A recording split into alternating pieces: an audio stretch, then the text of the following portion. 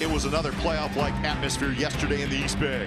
The Yankees came to town for some holiday baseball, and the green and gold did not disappoint. The A's jumped out to an early lead and scored late, while also using their bullpen to once again frustrate their opponents and lock down a win. Tonight should be another lively crowd as the A's host the Bronx Bombers in what could be a potential playoff preview. A's and Yankees Game 2 next.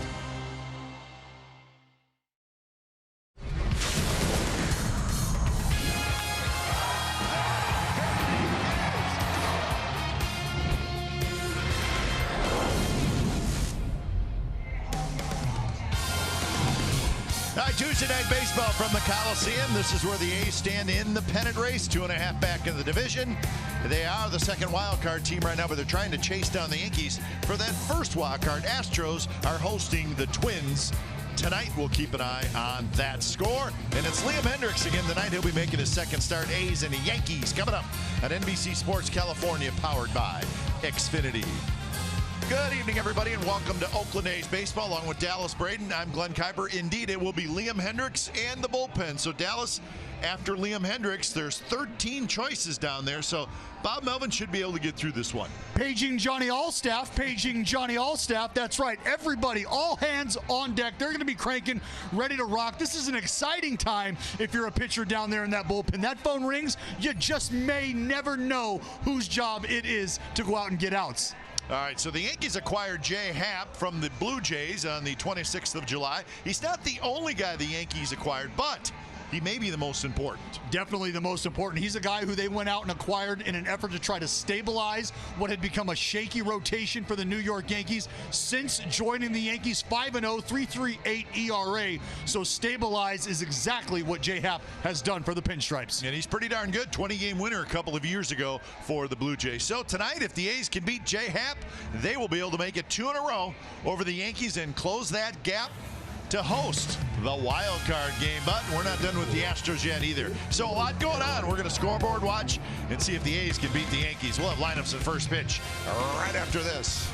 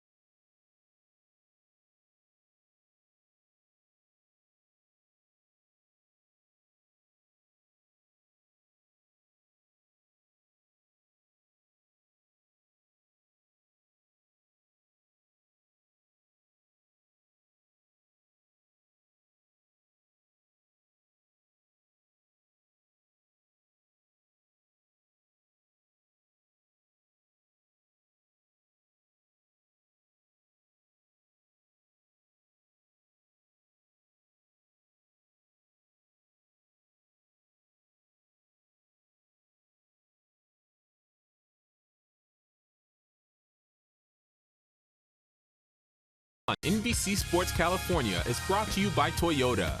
Designed for the grind that comes through every time. See your local Toyota dealer today. Toyota, let's go places. By Southwest Airlines. Low fares, no hidden fees. That's transparency. And by Jack in the Box. Try something different, like Jack's Teriyaki Bowls. Only at Jack in the Box for a limited time. So Liam Hendriks getting his second start. As we saw Liam Hendriks on the 1st of September against Seattle, he started the game as well, gave up a couple of runs and ended up taking the loss. The A's lost that game 8-7 to the Mariners. See how he does tonight. Game time weather presented by the Santa Cruz Beach Boardwalk. The admission-free boardwalk is open this weekend. Nice cool night, 64 degrees as we get set for game 2 of this series. And here's the Yankees starting lineup tonight. It's brought to you by Southwest Airlines. A little bit different tonight with Brett Gardner hitting in the leadoff spot. That's Stanton second, McCutcheon, who was in the leadoff spot, he'll hit third tonight. Hicks is your cleanup hitter, then Andujar, Sanchez, Walker, Voit, and batting ninth is Gleyber Torres. And Liam Hendriks, you mentioned it, making his second start here in just a matter of a few days. And he is the opener, the first pitcher of potentially 4 this New York Yankee lineup or more could end up facing throughout the evening. So another go at it for the Mad Aussie, Liam Hendriks. A's will have Canna in left, Laureano in center, Piscotty in right, Chapman and Simeon on the left side of the diamond, Lowry and Olsen on the right side, and once again Jonathan Lucroy back behind home plate. So Brett Gardner steps in, does a little yard work in the box, and we are set for baseball.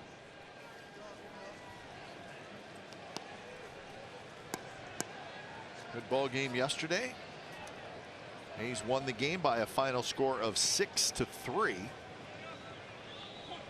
Night game tonight, night game tomorrow, and then that will be it for these two teams in the regular season. That's right. Just wanted to throw that out. Things shaping up for a meeting between these two potentially when the regular season is all said and done. Still a lot of ball game left. 1-1 to Brett Gardner. Here's the umpires tonight. That's Tom Hallion. He will be behind home plate, and he is also the crew chief. Bellino at first, Hamari at second, and Phil Cuzzy is over at third. Brett Gardner at 237. He's got 12 home runs and 40 RBIs, and he takes inside. Well, the thing we saw Liam Hendriks do early on a few days ago when he made his start was attack early. Very efficient. I believe 12 pitch inning the first time around.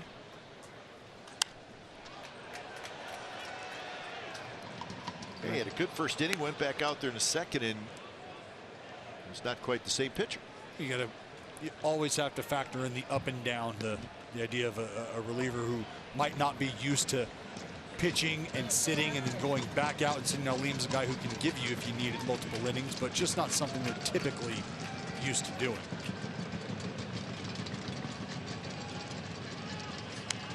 Gardner spoils a pretty good fastball from Hendriks to keep the count 2-2. Gardner batted ninth yesterday, but he is in the leadoff spot today. He had a double. He was 1 for 3.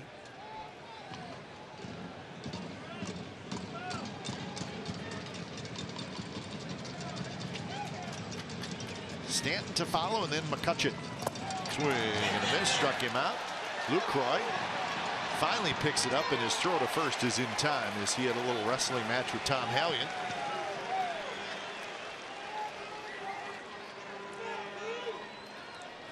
See Tom Hallion here doing a little Texas two-step after the slider. Brett Gardner comes up empty here, just right through the wickets on Luke. See Hallion shuffle, hit the deck. But a good job by Luke here to stick with the play, not give up. Find himself a lane, and Matty Olson helping him out. Expo brought to you by Cache Creek Casino Resort. Here's Giancarlo Stanton First pitch is a little high to Stanton. 33 homers and 84 RBIs for Stanton. He is in a little bit of a slump. He was 0 for 4 yesterday, and he's 0 for his last 12. And he hits one high right field. Piscotty near the warning track, and he makes the catch. So that is the second out. And of course, tonight, any 95-mile-per-hour fastball is our fast pitch, brought to you by Xfinity, the fastest Wi-Fi at home and on the go.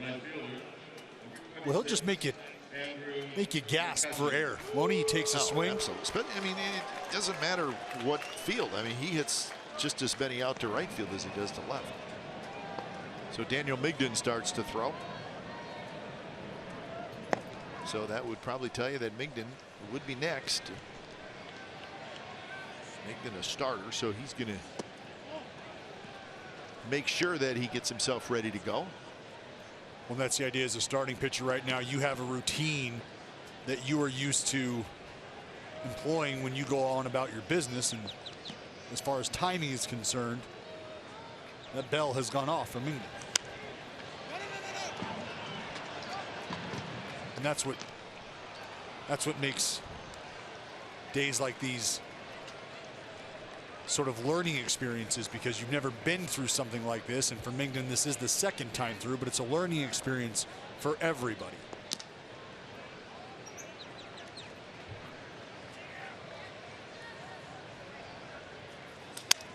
McCutchen breaks his bat, grounds it toward Lowry. Lowry, the first side, retired. So good inning for Liam Hendriks. A strikeout, a fly ball, and a ground out. And the A's come to bat.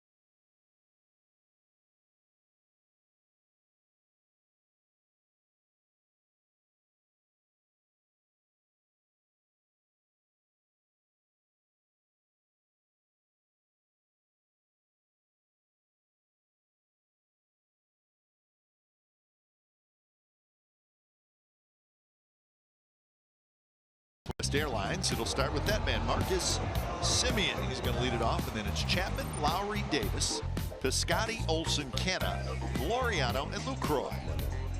Taking on the southpaw, Jay Happ for the Pinstripes.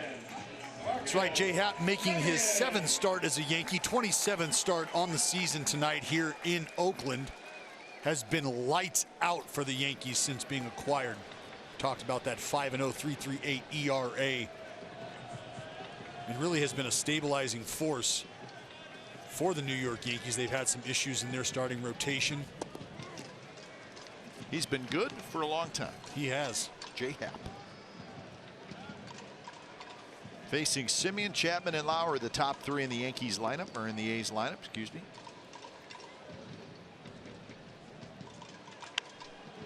Happ grabs it, spins around, lobs it to first, 1 away. Defensively behind Happ, the Yankees will have Gardner in left, Hicks in center, McCutchen in right, Andujar, Torres, Walker, and Voit, with Gary Sanchez doing the catching. Gary Sanchez maybe still getting to know Jay Happ, although Happ, pitching for the Blue Jays, has faced the Yankees a lot last couple years. Yeah, and for J. Happ and Gary Sanchez, not as difficult to get on the same page as you might think. J. Happ's repertoire not very extensive as pitch usage. Pretty simple to figure out. It's a lot of fastballs, slider, changeup, but 73% of the time you're getting a heater from J. Happ. So as far as game is concerned, how you like to approach things, that's probably the conversation that they've had early on. But there you get a look at how he goes about his business.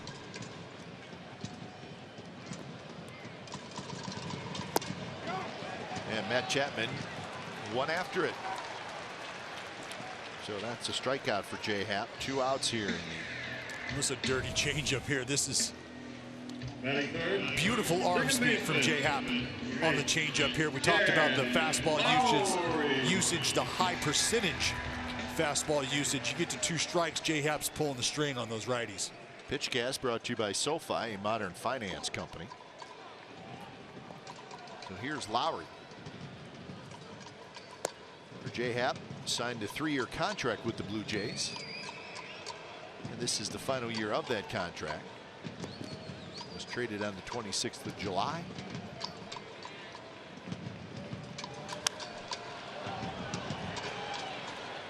Voit drifting a little bit, and he makes the catch. Stayed with it.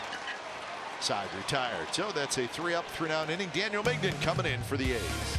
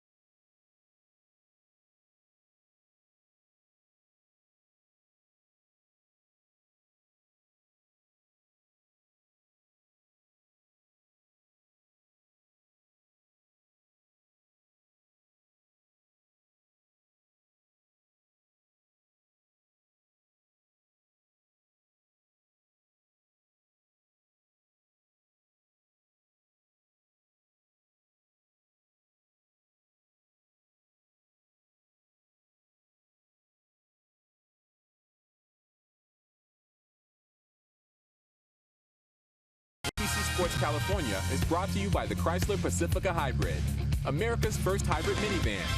Test drive one today. No score, top of the 2nd inning. Which one do you want? Olsen, Ole? I was looking more at that green hat that guy was sporting. Yeah, sweet lids in there. When it's time for change, think Speedy Oil Change and Auto Service, your trusted oil change tune-up and smog experts. So here comes Daniel Migden. So Liam Hendricks throws 11 pitches in his 1 inning of work. He does his job, and now Migden takes over. Daniel Migden, so this will be a relief appearance for Migden, but overall 6-6, 4.47 ERA. Remember, Daniel Migden had an amazing month of May.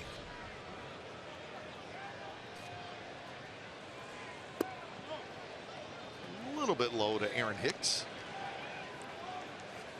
Dealt with some foot issues. Hit the DL, found himself down in Nashville trying to iron some things out. Very impactful for the Oakland A's early on in the part of the season.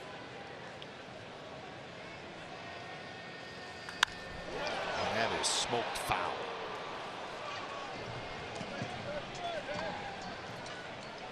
So when you're ahead in the count 2-0, that's the kind of swing you take. Well, you take hacks, no doubt.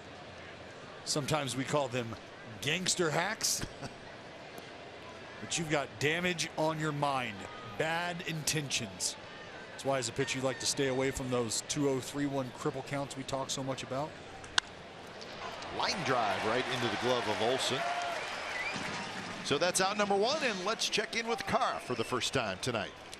Good evening, guys. Second inning, second pitcher by the Athletics. Here's what Jonathan Lucroy had to say earlier about how he goes about catching all these different arms. Communicating, really, just talking to them and seeing what they like to do, finding out what they can throw for strikes anytime they want in terms of an off-speed pitch. So we don't have to just throw fastballs, in fastball counts. You can actually throw a slider or a changeup or a curveball for strikes in a fastball count, which is very important at the big league level. If you can't do that, you're going to get hit. So we've had a lot of guys come up and do the job for us, and some mixing and matching. But because we've had so many injuries this year, you got to do what you got to do. And our guys that came up have done a great job, and give us a chance to win. That's really all I can ask for. Luke went on to say that he does his homework, he studies the opposing team's lineup up and down, and that's why a lot of these young pitchers never shake him off. They just follow his game plan. So let's hope he finds some success tonight. Guys? All right, thanks, Carr. So not an easy job for a catcher, but Jonathan Lucroy is very good at it. Doesn't seem to be really bothered by it too much. Part of the job. He's a guy that welcomes that sort of challenge. You take it personal, whether or not you have the capacity to man the entire staff, and that's a badge of honor that these backstops wear very, very proudly. You give me 10 minutes and maybe a side session, and they feel like they've got you figured out, kind of like a caddy being able to club the player. Give me 2-3 holes, and I know what you're doing. 2-0 now to Gary Sanchez.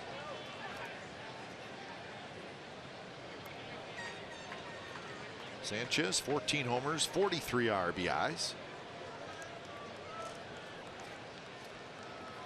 He was 0 for 3. He did walk and score a run yesterday.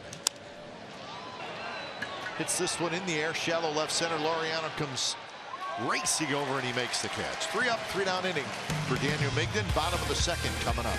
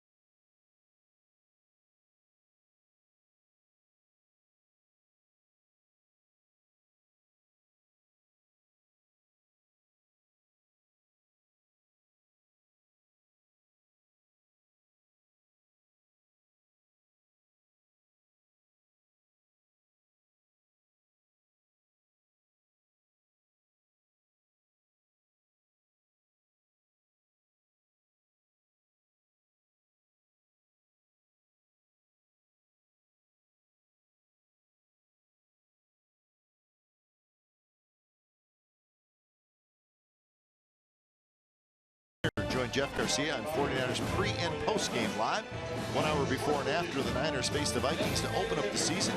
Let's get in-depth 49ers coverage every night with insider Matt Mayoko and NBC Sports BayArea.com. The home of the authentic 49ers fan is NBC Sports Bay Area. NFL season about set to get underway. That guy threaded up. Yeah, he's thinking about baseball. Raiders will open up on Monday night right here at the Coliseum. 49ers will be in Minnesota on Sunday.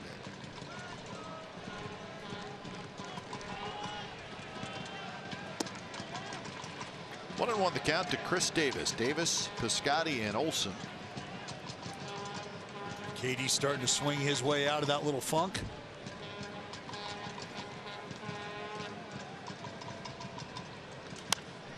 A good rip there, fouls it back. You know, we're having that conversation that you and I have had with our man Fosse as well all year long, just about the progression of not just one player on this club, but many, many players. Chris Davis, one of those individuals. Good pitch there by Happ. And that's his second strikeout. This is what J-Happ does so well. He can elevate the fastball, but moves the fastball around. And we talk about the need to do that at the big league level quite often. Really, it's a pillar for success for every starting pitcher in general. But for J-Happ to be able to elevate and locate as precisely as he does, it turns that fastball into almost 4 different pitches, 4 different quadrants. Here's Piscotty. J-Happ in his career, 107 wins and 82 losses.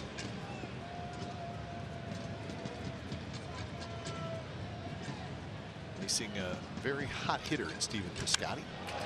Driven center field. Hicks going back. Hick turning around, and it is gone. Top of the wall and out. Piscotty homers, and the A's lead 1-0.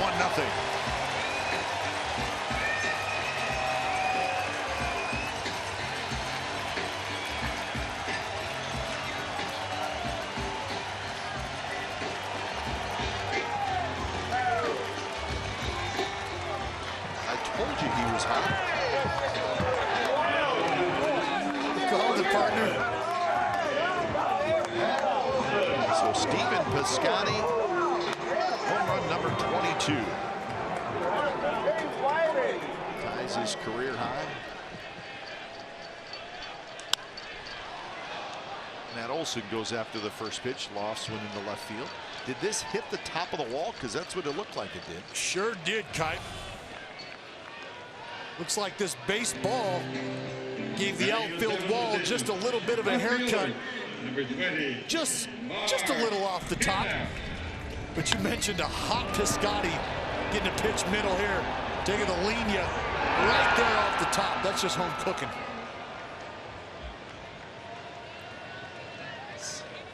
That's right. That's what you call living right, That's Kite. right. Good things happen to good people.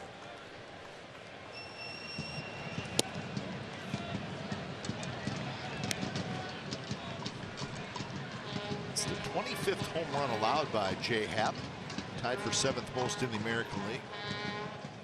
Done that in 150 innings.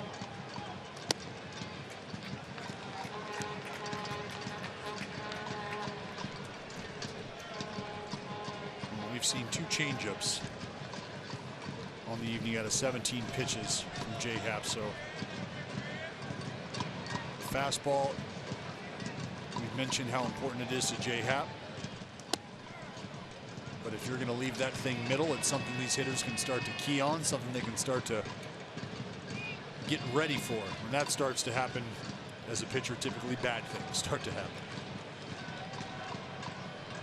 So 2-1 to Mark Canha. Canha skies one to center. And that's out number 2. So make that out number 3. But Piscotty with a home run, his 22nd of the year. So the long ball puts the A's ahead 1-0 after 2.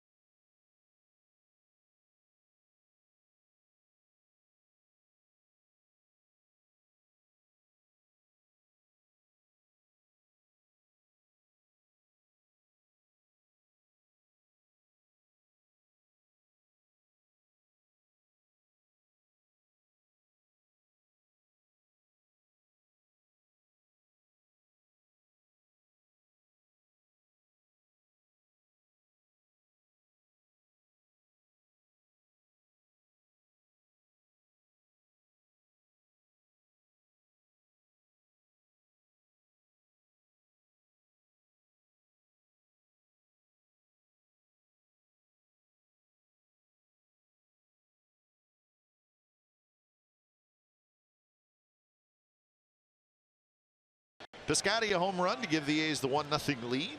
Daniel Migden had a 3-up, 3-down second inning. So he's back to work facing Neil Walker, Luke Voigt, and Gleyber Torres. We'll see if Daniel Migden can get a shutdown inning. A little below league average in that category. Shift is on for Neil Walker. He is a switch hitter. You know, Kai, we talk a lot about the shutdown inning or the momentum inning and why the emphasis on that. And it's because baseball is such a comfort zone type of game. How you're feeling at the plate, how you're feeling on the mound. If you start to get that good feeling, you got those good juices going, you don't want to lose that feeling. So for a starting pitcher, if you're able to fill the zone up early, often, get some weak contact, your offense has had some good at bats, you want to keep those good feelings going. So very important to get back out there, execute, and get your team back in a position to continue to attack, continue to put the pressure on the other team.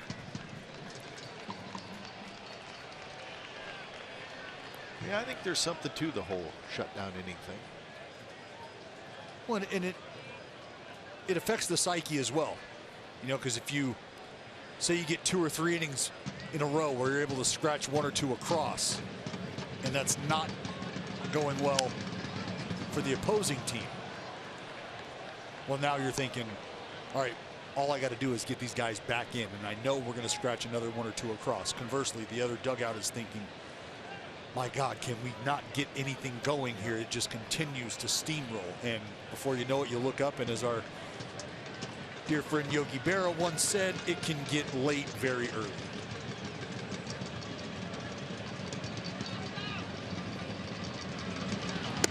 Swing and a miss, struck him out. High breaking ball.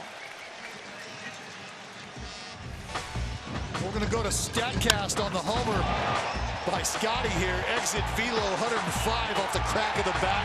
24-degree launch angle, almost 410 feet away, out to center. Some loud noise, Kite. Yep. Man is swinging it well. So here's Luke Voigt, Statcast AI, powered by AWS.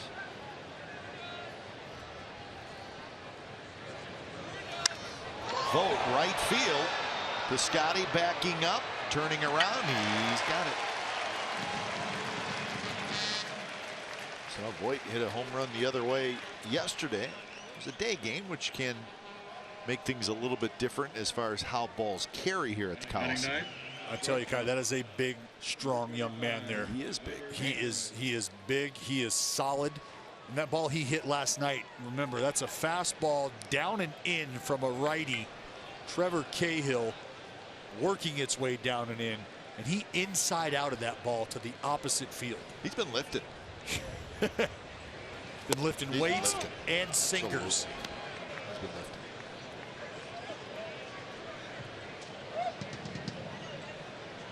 Here's Gleyber Torres. He's hitting 9th tonight.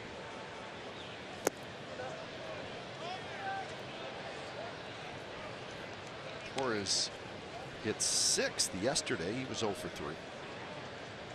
Very fine young rookie. Can play second base, shortstop, third base. And that's something that Aaron Boone has raved about, is his willingness to play anywhere. Just put me in the lineup. I just want to play. Could be your rookie of the year. That's right. He was the player of the week last week in the American League. 7 games, he hit .478. He was 11 for 23 with 3 homers and 10 RBIs. He is a really, really good-looking young player. Went on a tear early on. A bunch of homers.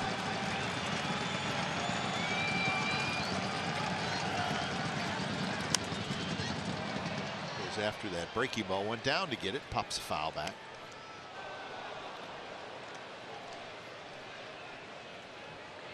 Well, that's going to be key for Migden as well. Somebody who at times can pitch up in the zone with the fastball.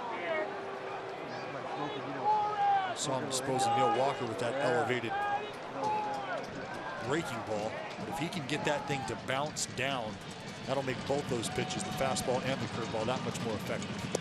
Good pitch there, and he gets a strikeout. Second strikeout in the inning. So 6 up, 6 down for Daniel Migden. Bottom of the third coming up.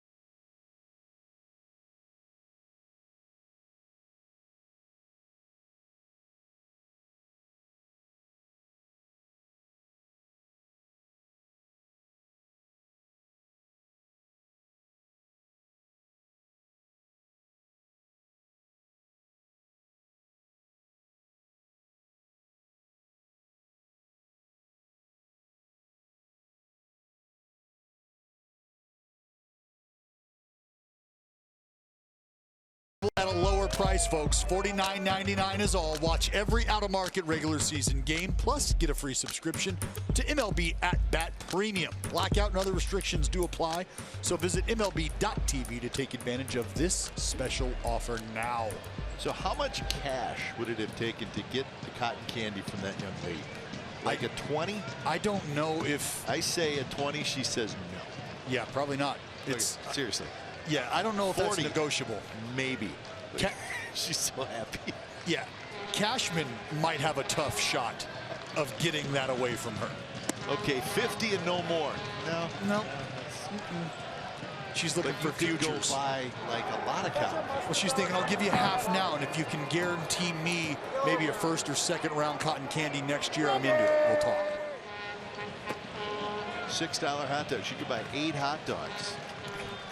Nope. No, I'm good right here. This is fine. No, this is the ball of cotton candy that I want. Can I interest you in a napkin? Nope. She's throwing a changeup with the. That is. She's a pronator. Turning it off. Good for her. Leadoff walk for Laureano. So we'll see if the A's could get the speedy Laureano moving around the bases as Jonathan Lucroy steps up. Lucroy has good numbers against Happ. 7 for 19. And I like this matchup here. Jay Happ, a lot of fastballs. Can be up in the zone. Luke, I think, has taken some good passes all year on the fastball up in the zone. Some loud outs. It's funny, Lucroy, his batting average is .240, but for some reason, we've seen him every day. It seems like he's hitting more than that. It does. It really does. We're not trying to make excuses for him. Oh, no. It just seems like he's hitting better. Well, that's kind of where I'm coming from when I say he's taken some good passes. I mean, you know, he's shown some good swings. He's put some great at bats together, strung some good at bats together. And I think that's what we watch day in, day out. And he's had some fair amount of clutch hits as well. He's been a good clutch hitter this year, hitting .287 with runners in scoring position.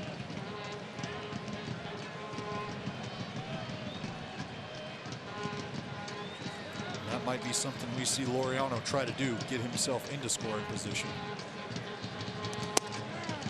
That's a strike in the outside corner, 1-1. Again, gambling with outs, not something the Oakland A's like to do very much. McCutcheon, the right fielder, is playing very shallow. Hicks, the center fielder, is playing very deep. Gardner is well off the line. Strange setup. To the right side, that's Walker, who fires to Torres at short. Back to first, and that's a double play. So Walker to Torres to Voit. And I did not think they were going to get a double play, and they did. Well, Walker does a good job arranging to his left over here. Lucroy running from the right side out of the box, not so speedy, and you can see the throw towards the left field side here for Torres. And he makes a great adjustment here, going back for the baseball, clearing himself. And I thought, too, what was nice about that play by Torres is he didn't come flying across the bag. I think he said, let's make sure of getting the lead out. And then he realized that he had enough time. That, and you can also thank the slide rule. Because if there is no slide rule, Laureano slides even farther to the outfield side of second base here. You can see a little more of a direct line into second, but if there's no slide rule, Laureano clears him out, and Lucroy's safe at first base. 1-2 the count to Marcus Semien, who bounced back to Happ in the first inning.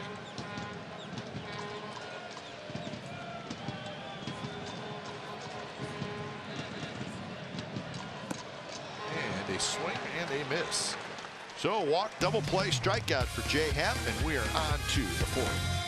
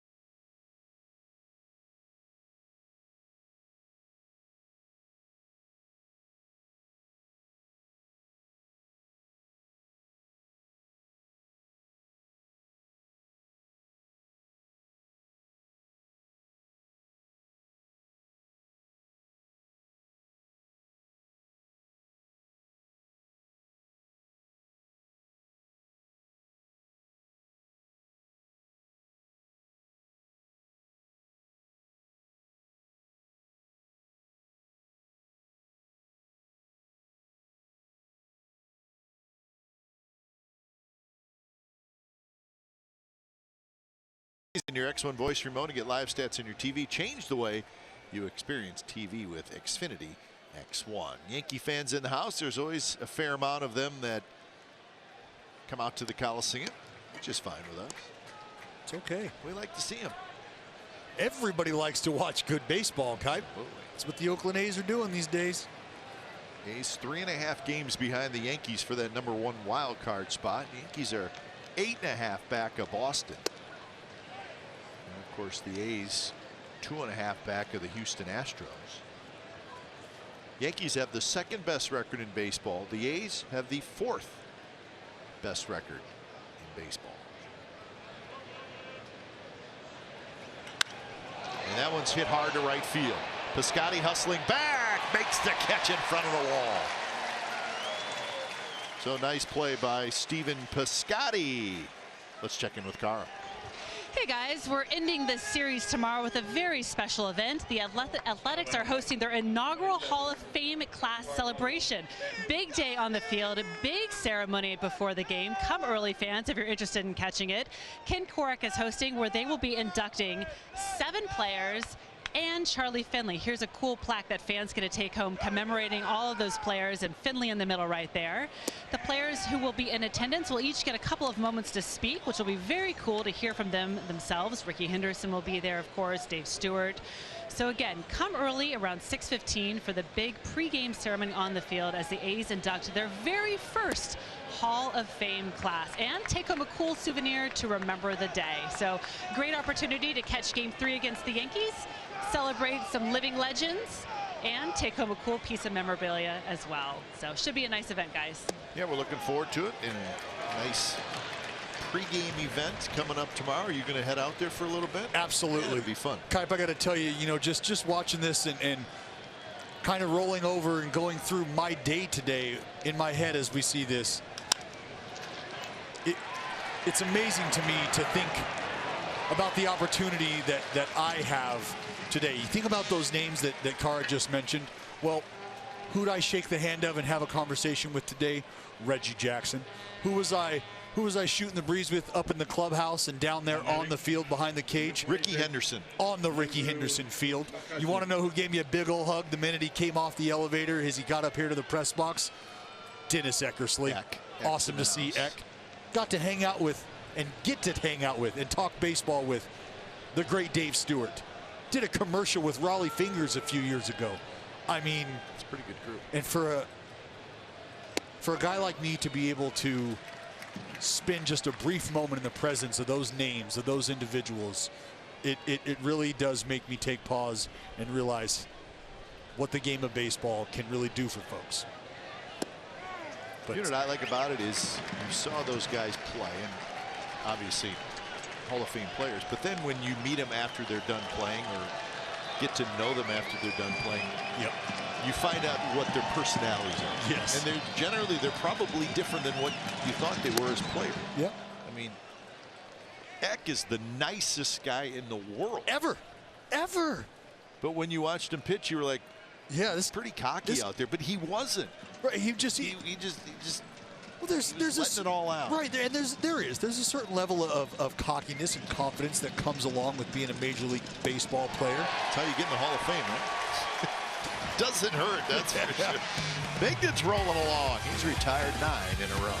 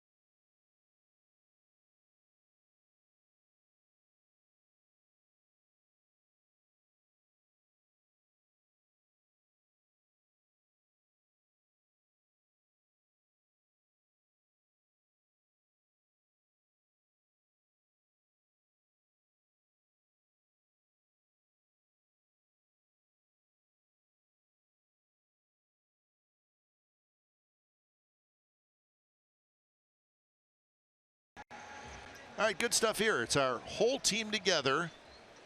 Highest team hard hit rate versus fastballs. The lows whole team together. So that's what teams are doing against the fastball. Right.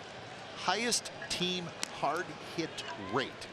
So think exit velocity. Okay. And you say, why do I want to think about exit velocity? Let's think about how hard these baseballs are actually being hit. Okay. And now you think about the damage that teams do.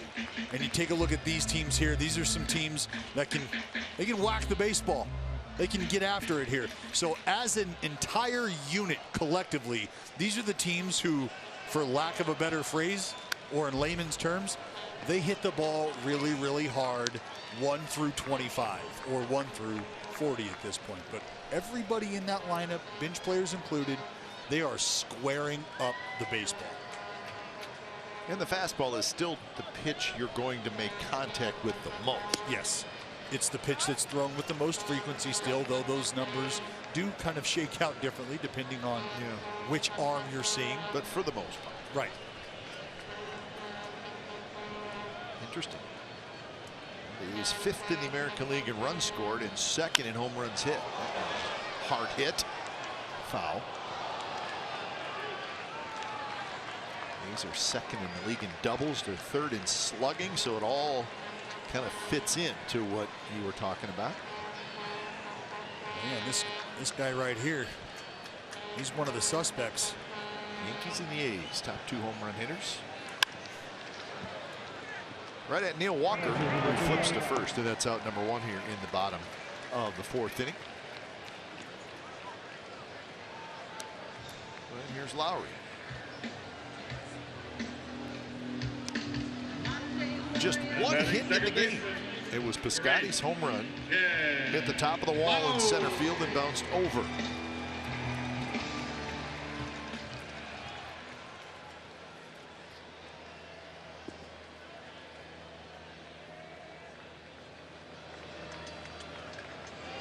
First pitch to Lowry, and he goes after it and fouls it 2nd level. Lowry fouled out to Voit to end the 1st inning.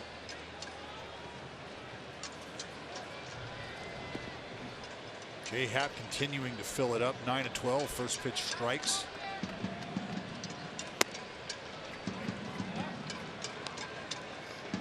There's that high fastball. And again, changeup has been a good pitch for Jay Happ tonight. Some good swing and misses.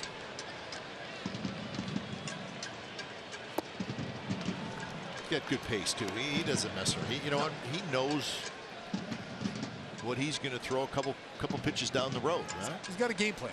He's got a game plan, Kipe, and that's I think it's very obvious. That was the changeup at 84 miles an hour. No, curveball, slider? Yeah, a little slider. Okay. That's what that pitch previous was that back foot 83-mile-an-hour slider they're trying to go to. You can see there just around the baseball, just on the side of it.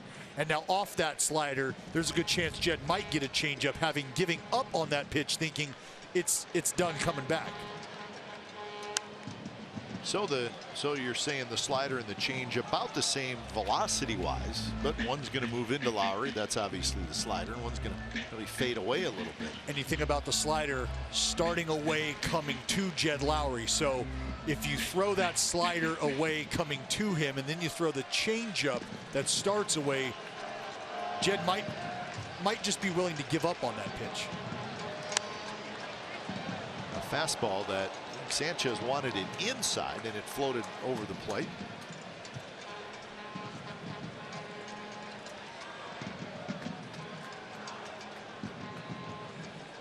Chris Davis to follow here in the bottom of the 4th inning.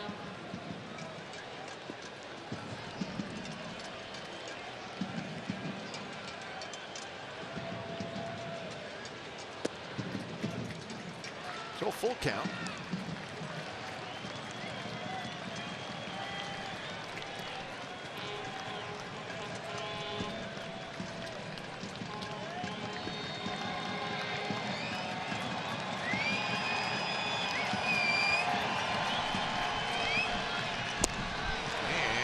Swinging 94 miles an hour for out number 2, and it's time now for our first October Quest update. Here's Brody. Designated hitter number 2, Chris Davis.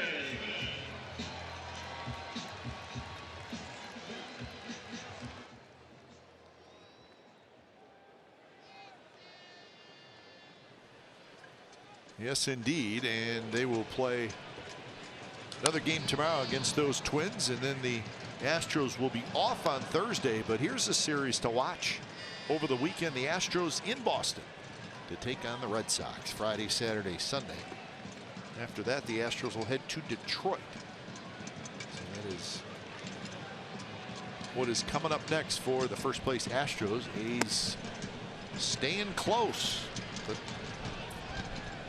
need a little help because the A's and the Astros will not play again this year, which is kind of a bummer.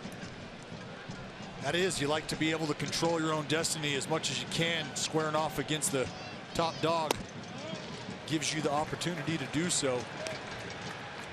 Just look to the folks in Boston for a little help. Certainly could get it there. The Mariners 8 back. Mariners and the Orioles playing tonight up in Seattle. Chris Davis, one around, 2-2.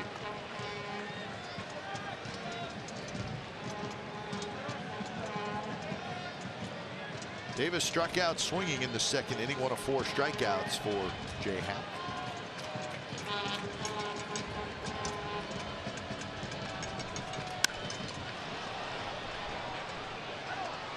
He can get that fastball in there, and he's got just enough velocity on it to make it a tough pitch for a right-handed hitter. Well, he does a great job of maintaining arm speed on the fastball and on the changeup as well. Even the breaking pitches, the slider, cutters. And I talk about big league hitters and that being what they're hitting off of is the arm speed. Strike 3 called on the inside corner. 5 strikeouts for Jay Happ. And we are through 4. 1-0 A's.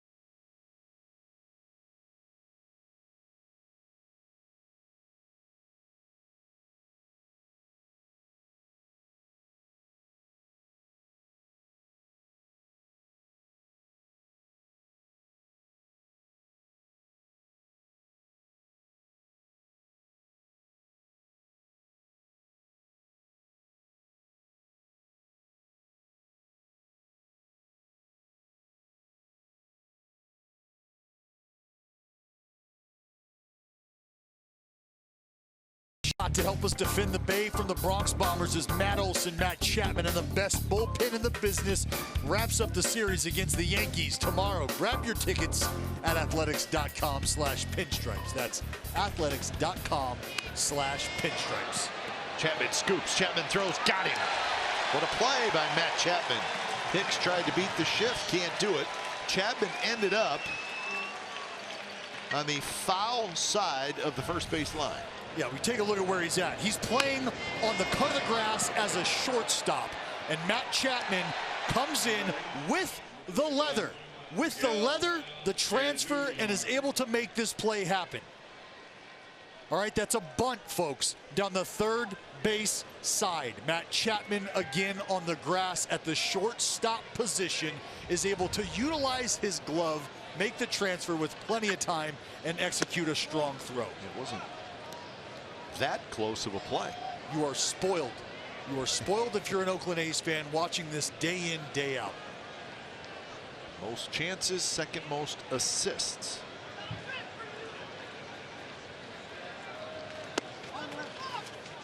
Two 2-0 the count to Miguel Andujar. Hit a bit. Yep. Ho hum. Andujar hit a fly ball to center field in the second inning. Chapman's got this one. Throws high and he throws it away. Andujar is going to stay right there at first base. He made no attempt to go to second. Well, Chapman wound up a little bit on that one. A little bit. He was reaching back for a little extra. And these are the ebbs and flows that you experience when you have such a talented young man in Matt Chapman over there. I mean, quite literally, the hitter before you watch a play that, you know, there might be 3 or 4 guys in the entire game that can make. And then you see the routine, and at times these things can sail, they can get away. And look at Matt Olson. So that's the first base runner for the Yankees, and it comes on an error by Chapman.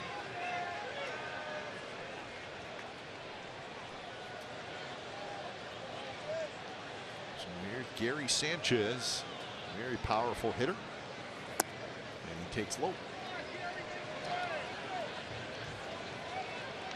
We've seen that slider, or that cutter hybrid, if you will, from Daniel Mingden. Might be an opportunity to see if he can get Gary Sanchez to cap one off the end. Little 6-4-3. Hit high and foul on the right field line. Really went with that slider. Gary spoils it.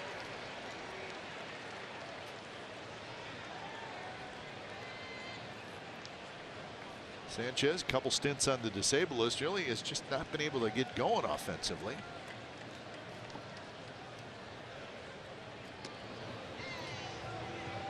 Yankees hope he does. He's got a month to do it.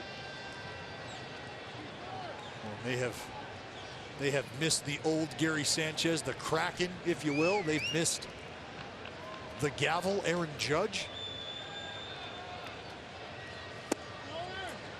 Sanchez last year 33 home runs and 90 RBIs in 122 games.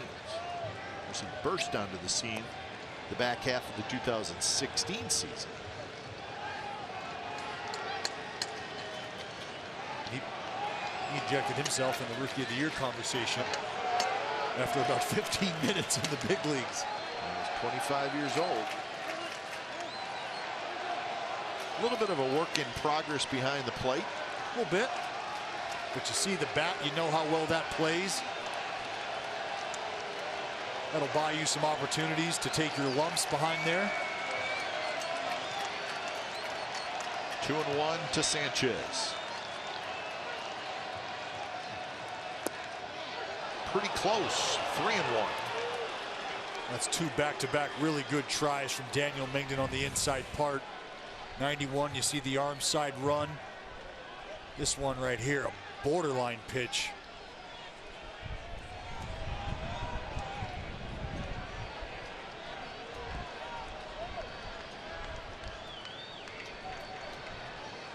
Sanchez hits it hard right to short. Simeon stays with it, and this should be a double play, and it is. 6-4-3 double play. Mingden gets out of it. 1-0 A's, bottom of the 5th.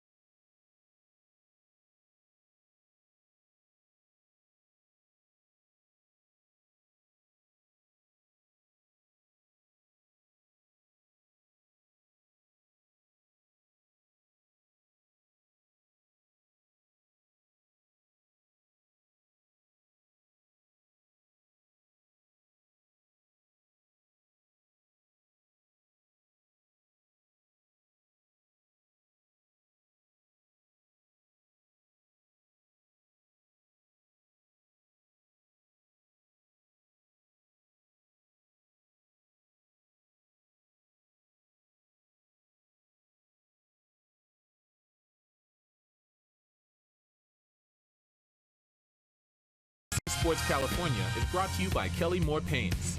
Go where the pros go. Kelly Moore, the painter's paint store.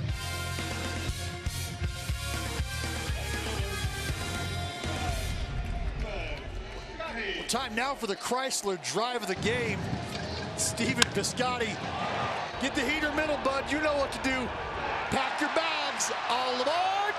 Next stop, Pound Town. And Piscotty will lead things off here in the bottom of the fifth. That is the only hit in the game. And Piscotty gets drilled.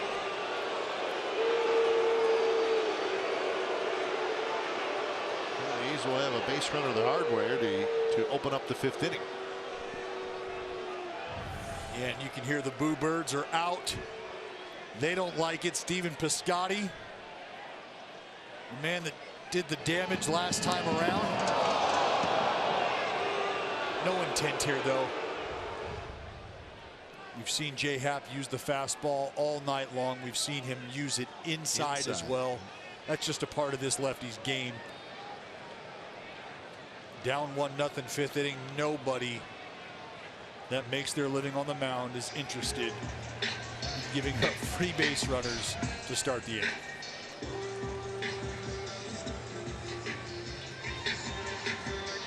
Now batting, Robertson. 16 games for Piscotty. 367 with 7 home runs. OPS north of 1,000 on base plus slugging percentage.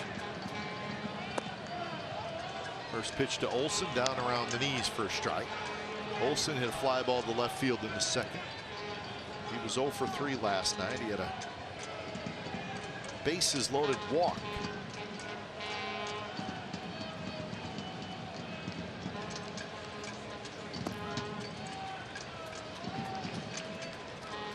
This is game number 140 for the Athletics. It's the spray chart for Matt Olson, so easy to figure out why the shift is on.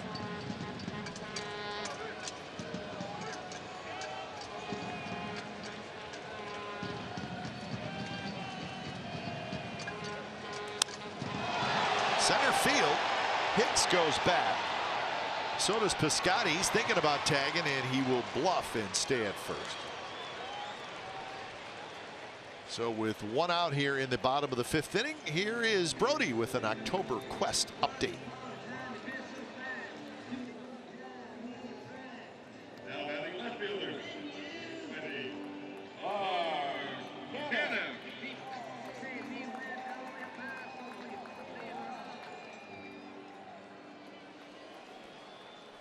All right, so the Stros win. That drops the A's to 3 games back. 86-53 for Houston.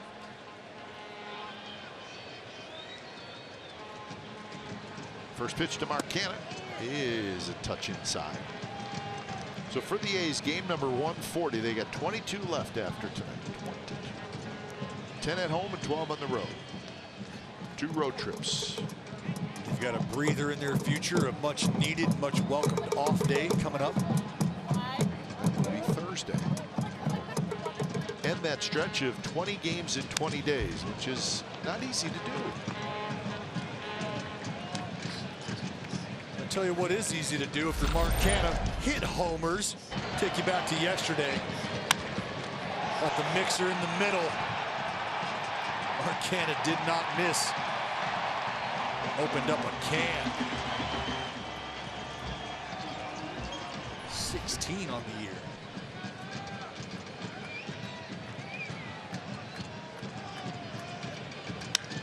Canna hits it towards second.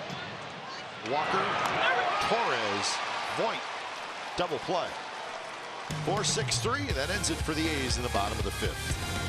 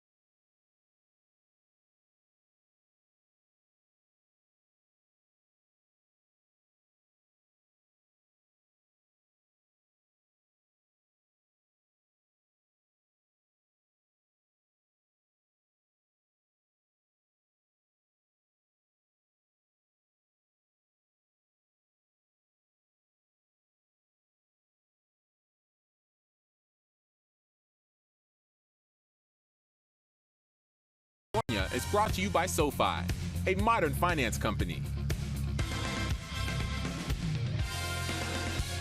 1-0. The A's lead the Yankees top of the sixth. Well, it was 66 degrees at game time. It's like 42 now. Roughly. I can see my breath. And we're gonna battle. It got very chilly about 15 minutes ago, and it started to get a little breezy. It's nothing we're not used to. No. That marine layer coming on in.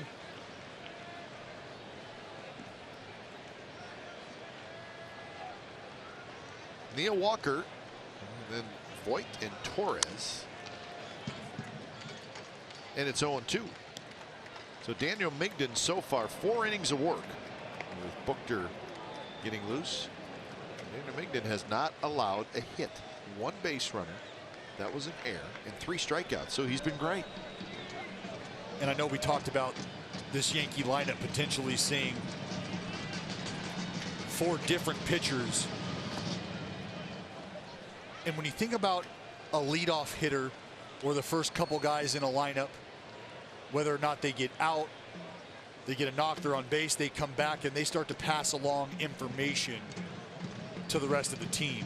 Well, that information, that's not happening here. What you saw from Hendricks completely different than what you're going to see from Migden. It's Simeon on the backhand. He dropped it, picked it up, not in time. So Walker's going to be aboard. So the backhand, but it did not stay in the glove cleanly for Marcus Simeon. Well, no, what's tough here is, Kite, this ball bounces twice off the dirt. And you can see right, that second one, that's right off the lip. So that thing kicks up just a touch, ends up hitting Marcus in the heel of the glove as opposed to the pocket. So that's something that you always have to account for when you are deployed in the shift. So that's just a tough break for Marcus Simeon right there. A tough hop, if you will. Well, it's always the nightmare. And one of the things that an infielder worries about is the ball hitting the lip. Well, it hits the lip, and the other thing is whether or not that ball does catch dirt, or maybe if it's just 2 inches farther, it hits the grass, and now it's a different trajectory off the bounce than it would be off the dirt. So here's Voit. Now watch this ball right there. Boom, hits the lip, kicks up, and you'll see right in the heel of the glove. So up towards the palm or the wrist area of Marcus Simeon, that is where this ball ended up. And that's not where he anticipated it. His glove was in a position to catch that just a touch low. 1-1 to Voit. Voit hit a fly ball to right field into third.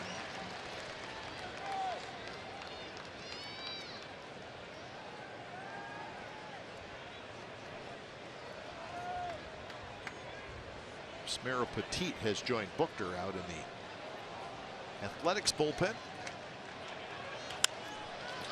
Chapman's got it. Chapman fires to second for 1 on to first. Double play. 2 away.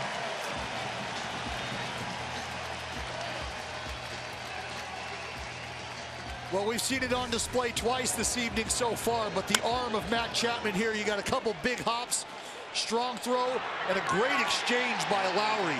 That's what allows this play to happen. Obviously, Matt Chapman with the nice exchange as well, but a strong turn by Jed Lowry at second base. You can see him kick the left leg out, clears himself. That allows Walker to come in right between the legs, and Jed's able to execute a throw over to Ole. So each team has turned a pair of double plays. That's right.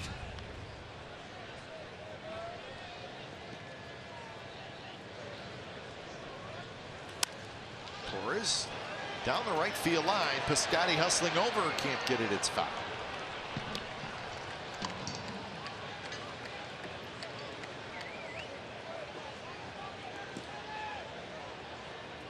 Robert Torres struck out in the third inning.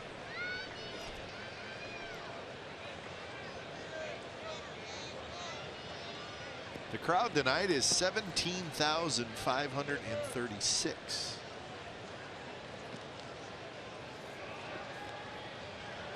Not a cool night.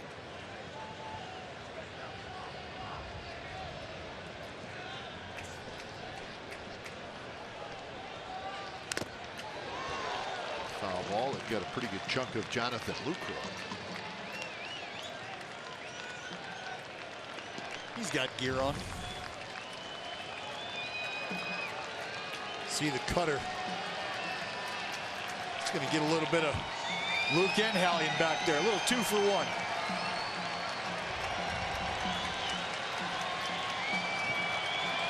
So the crowd boisterous. 17,000 of them.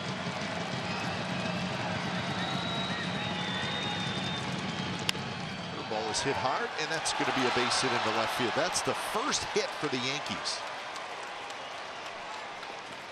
Comes with 2 outs in the 6th inning.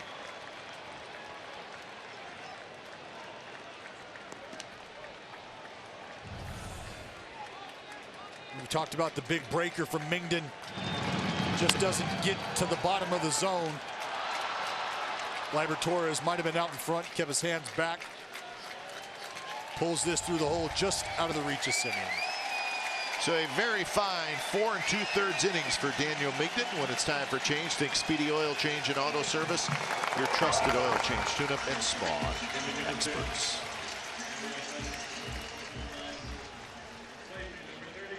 Daniel Mingden.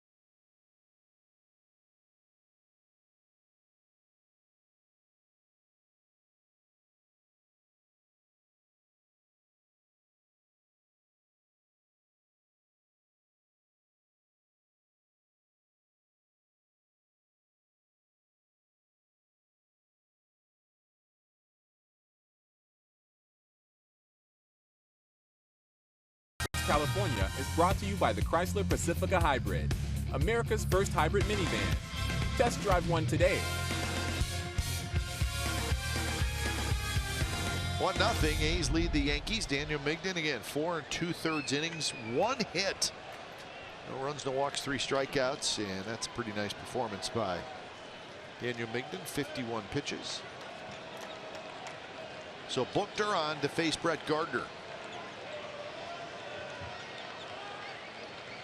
Buchter for the left-on-left matchup, holding lefties to a 177 average.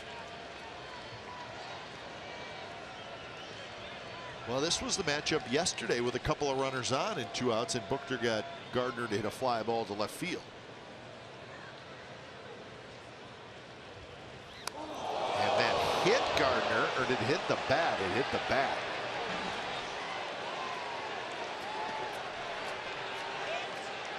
And I love the look on Gardner's face right now because he's just not sure what to do.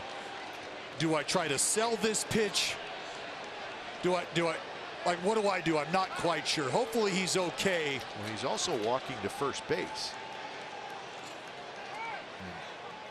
And umpires are going to get together and they're going to change this. But Gardner is now at first base, so he is trying to sell that. Well, that's the best part about this is I knew, and the minute I saw his reaction, it was a, oh, you know what? This didn't hit me, and I can't act like it's the helmet, and I can't act like it's the hand or the arm or frankly anything because this ball missed me by about 3 feet. And you can see there, I mean, if this ball goes fair, it might be a double, Kite. It's really not even close. So Gardner will climb back into the box. Well, and you can see Aaron Boone doing what he's supposed to do right now. Seeing if he can get the crew to take a look.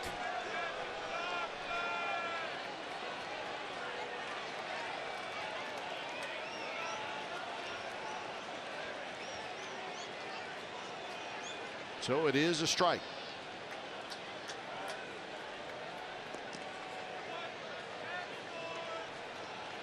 I mean, there's no doubt that's scary if you're a hitter.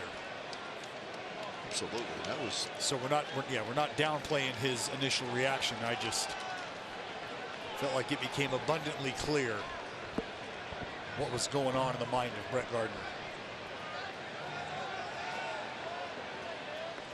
Big guy to get with Stanton standing in the on-deck circle.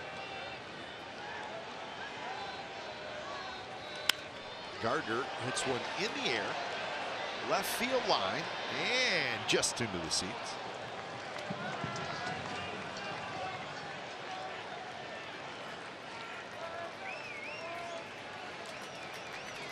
So Buchter ahead in the count, 0-2. Take a look here, see if you can see Mark Canha's right foot slips on the grating over there.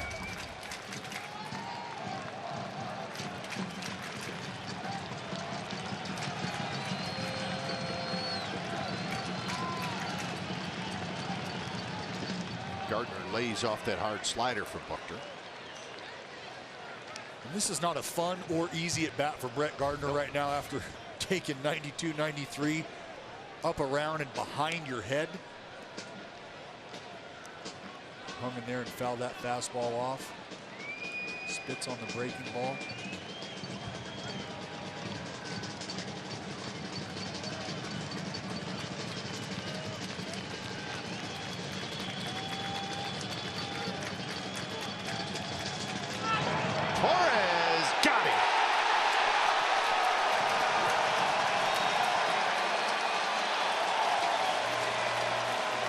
So Buchter picks off Gleyber Torres to end the top of the 6th inning.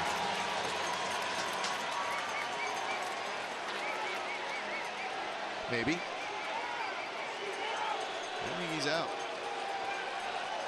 So it is a pickoff. They are not going to check him. So that's how the top of the 6th ends. Bottom of the 6th coming up.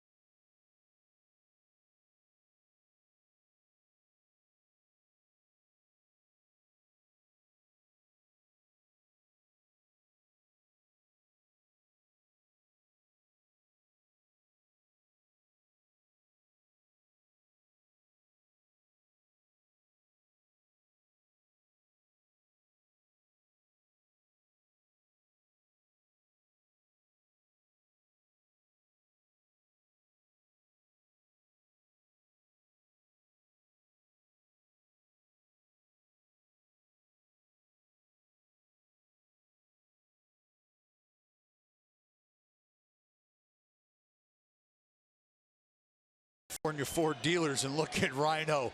Buchter, the lefty, lulling him to sleep. That's right, folks. There's outs to be had in other places other than just at home plate. And he was out. Oh, yeah. Just a great athletic move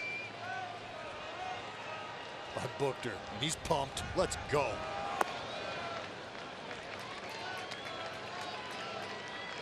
So Buchter, they have kept him in the game for one more hitter. Because Gardner's going to lead off again. That's right. Hit high in the air to left field. Gardner's right there. So Laureano is retired, and let's go back to Cara. Our fans in the right field bleachers might be called crazy, but guys, they're also crazy in love. These couples that I'm sitting with here all met here in the bleachers, and they're all getting married. Let's start back here with Daniel and Becca. Daniel, how did the A's factor into your relationship? They met back in 2012. Well, my dad raised me an A's fan on the other side of the bay, and he's no longer with us. But through loving the A's, we got to connect, and maybe he had a part in bringing us together. That's awesome. They now live apart, but they drive 50 miles to be here, and that's when they get to see each other. These two have a wedding planned for next summer, and you guys are getting married on a game day. Yes, we are. Yeah, we're getting married at 10 o'clock in the morning, so that way everybody can come back to the game, and it's a fireworks night, so check it out. And you guys might even be here too. This couple, we've got Amanda and James. They've been together for years, but how have the A's helped your relationship? Yeah, we are so dedicated to being out here, and it's kind of our date night every night. So, we're gonna cherish our wedding day by getting married on the field here. And finally, we've got Jorge and Michelle. They met here in the right field bleachers. They had an A's-themed wedding, but that's not all. Michelle? Baby Leon coming February 2019. That's right. The next generation of right field bleacher fans is coming soon. So congratulations to all the love out here in the bleachers. And hey, if you're single, this is the place to be, apparently. Come on out. Hi, Glenn. Well, Dallas, I mean, your job as the color analyst is usually to analyze things that happen on the field, or in this case, in the bleachers. So a lot of love out there, Kite. A lot of love out there. That's, again, what baseball can do for you. It brings folks together. Well said. 2-0 to Marcus Semien. Luis Familia throwing for the Athletics. Bottom of the 6th inning. We got Familia out in right field. We got Familia on the mound. That's right. What a place. 3-0 to Marcus Semien, who has grounded out and struck out.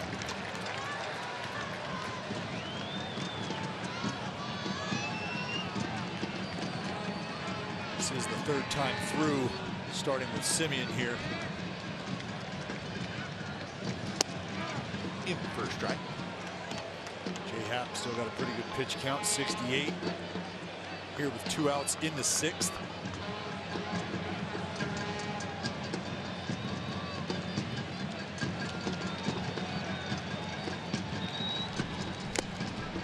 And now 3-2. Close pitch. May have been ball 4. 3-1 fastball, good hit and count there.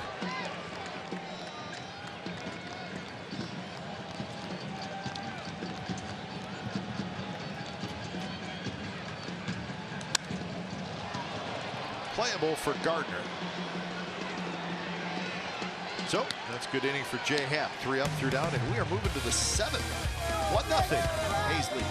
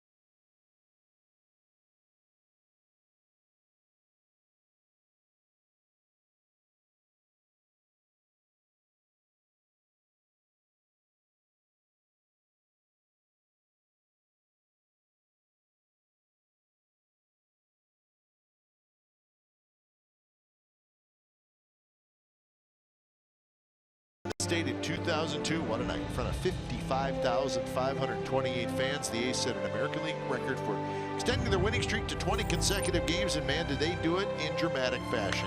They blew an 11-run lead to the Royals, and then Scott Hatteberg, a walk-off home run, bottom of the ninth inning. The A's win the game 12-11. Hatteberg, get it back. Hattie. Couldn't have happened to a better guy, Scott Hatteberg. So a play that is firmly etched in the history of the Oakland A's. Well, I think what's really cool about that is not only the way the organization has embraced that moment this year and celebrated the team, the players, the event, the occasion, but Hattie as well. You said, what a great dude. Buchter does indeed stay in the game to face Gardner. So think about this. So the A's have won 4 world championships in Oakland. So those stand apart. Those are the most important. And then you start thinking about games. Your perfect game is at the top or near the top. But if you think about one specific play in Oakland A's history. Yeah. That may be number one. I mean, it's, and we're just throwing it out there, but right, that may be number one. Well, you think about the iconic image of Hattie and the arm up, you know. I mean, I'd be hard pressed, Kite, to find another that I think so many fans feel like they're a part of. Yeah. And again, we're sort of breaking it down a little bit because yours was a game. It wasn't one specific play. It was one day. Yeah, just a day. That we're not including the championship runs. Those kind of stand on their own. Yep. One play in Oakland A's history. It could be the Hatteberg home run.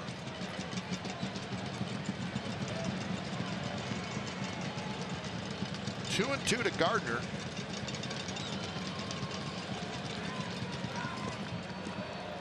Gardner is able to hold up, and now it's a full count.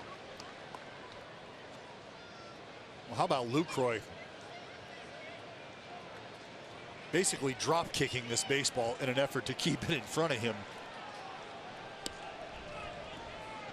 Working hard back there.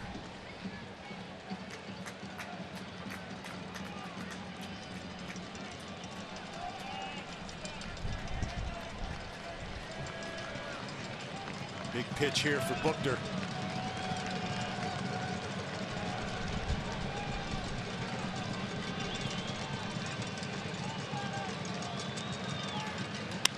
Gardner, Simeon, the jump throw to first, and it's a little wide. And Gardner, very fast still, especially out of that left-handed hitter's batter's box, and he's got a leadoff single here in the 7th inning, and Bob Melvin, as expected, up and out of the dugout, and it's going to be Familia against Stanton. Stick around.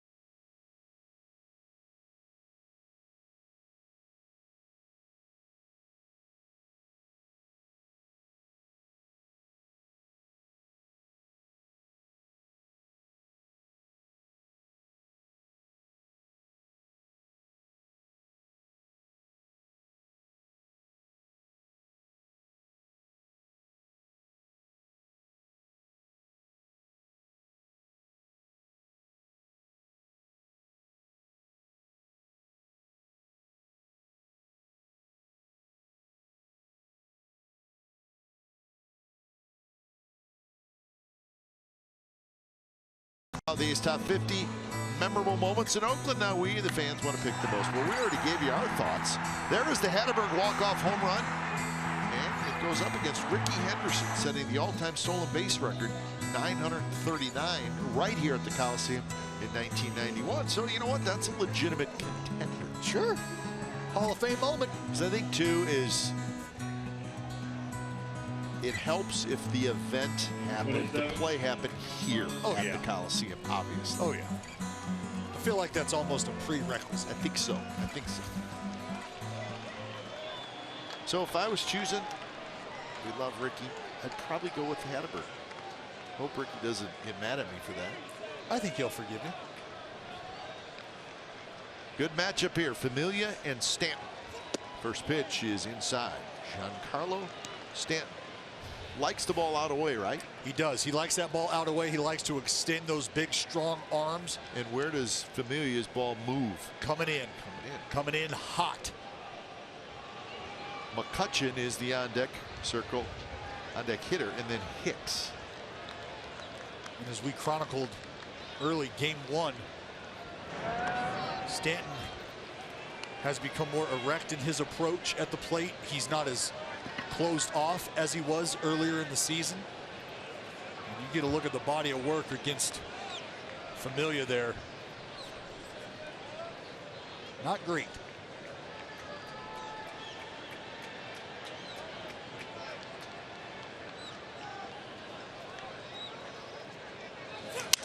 No pitch, base hit left field. Sounded like a broken bat hit. So Stanton gets his first hit in the series. 2 on and nobody out here in the 7th inning. Let's see if that pitch got in.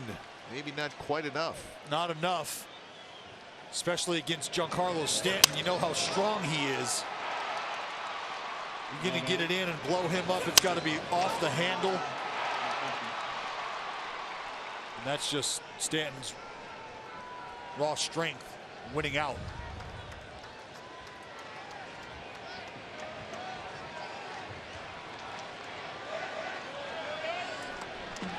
So here is Andrew McCutchen.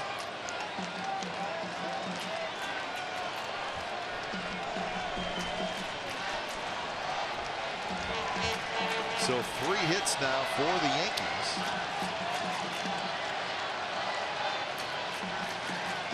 First pitch to McCutchen, bends him back out of the way. And this is why you went and got Andrew McCutchen. You've had some questions that needed answering out in right field with the absence of Aaron Judge. Find it fitting that Andrew McCutchen is the man at the dish right now, run scoring opportunities here in the 7th against Familia.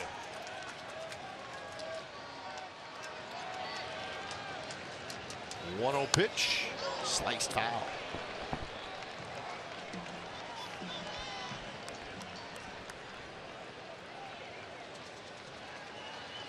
Remember, Andrew McCutchen still running very well from the right side. Should Familia be able to keep him on the ground, the double play not necessarily a given.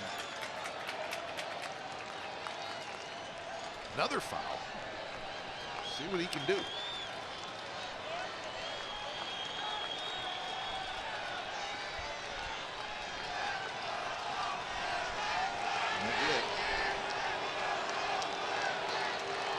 That's just in case you never know. 1-1.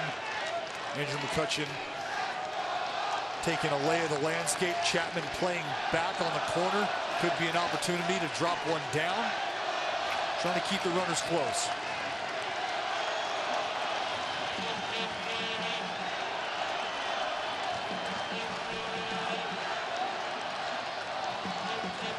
Swing and a miss.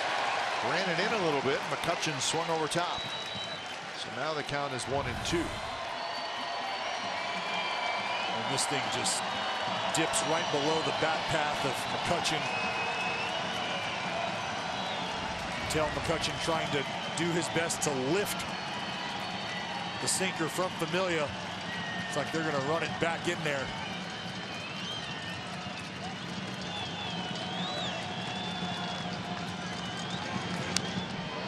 And that one got A little bit too much to the plate.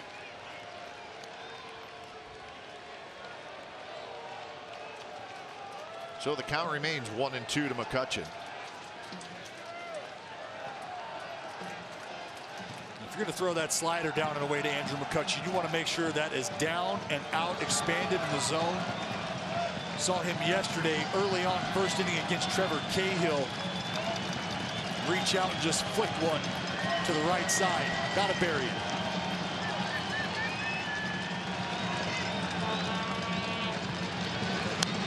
Pop foul back.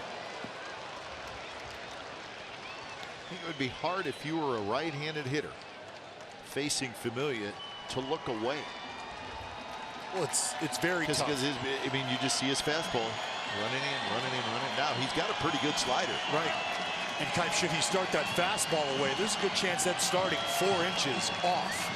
So you might be prone to give up on that thing.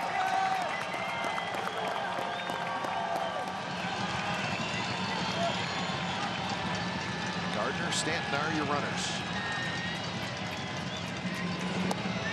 And a close pitch and a pretty good take by McCutchen. It was in off the plate.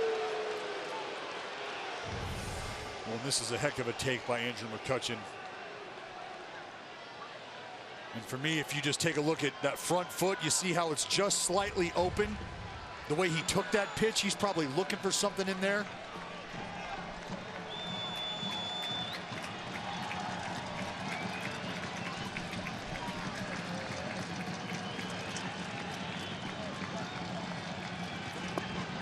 And another pretty good take. 3-2 with the switch hitter Aaron Hicks waiting in the on-deck circle.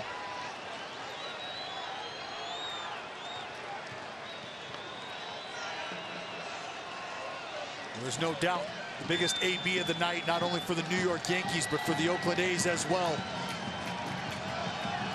3-2, 2 on, nobody out.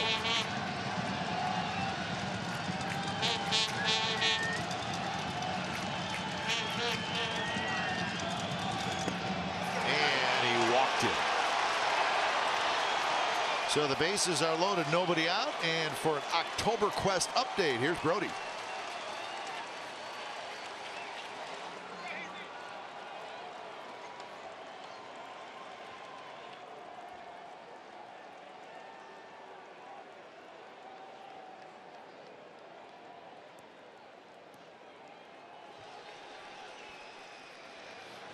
So Scott Emerson comes out. And he's going to have a chat with Familia, who walked McCutchen. I think you got to give McCutchen some credit. That was a heck of an at-bat. Tremendous. Spoiled some pitches early. Very patient late in the at-bat. Did not give in. 41, Aaron Hicks.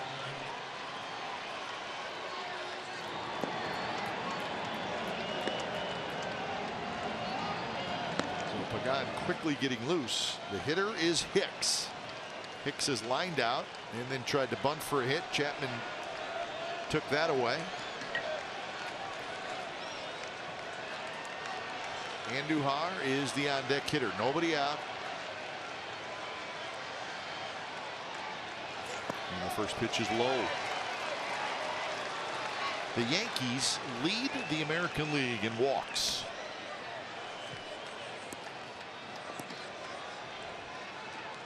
And that usually means a team like the Yankees, their at-bats get better as the game goes on. Right. We've seen that with the A's this year. You've got some veterans sprinkled around some young guys as well. So it's an approach that has sort of been adopted by the whole lineup, it seems. They're going to step off and get on the same page here, cycle through some signs, make sure they're dancing together.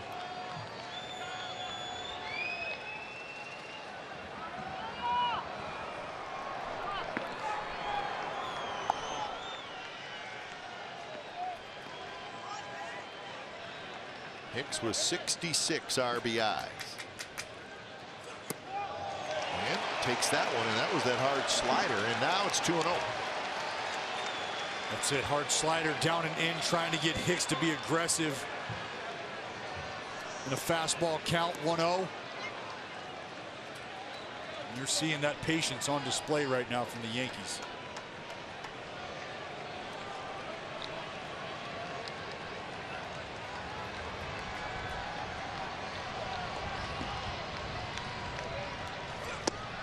And that one missed. Could have been a strike.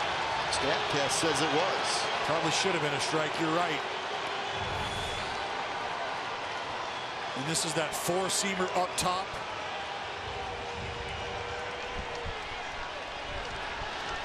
So 3-0 is the count.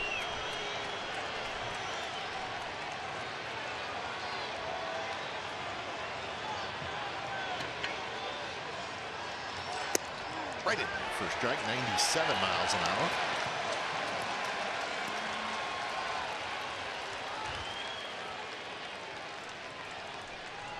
Here's your runners. Gardner at third, Stanton is at second, and McCutchen is at first.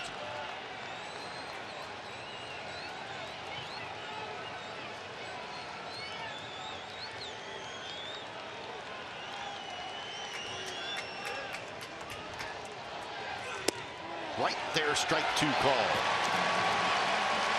Well, now you got a chance for the punch out. Well, you're sticking with that four-seam fastball.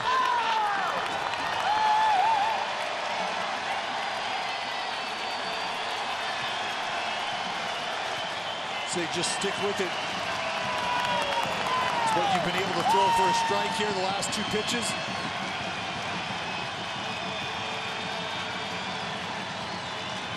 Let it eat.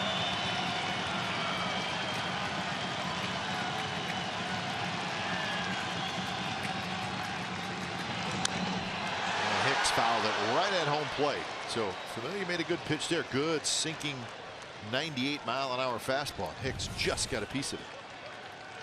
When you're sort of caught in between here, if you're Familia, you'd love to be able to throw a strike on command.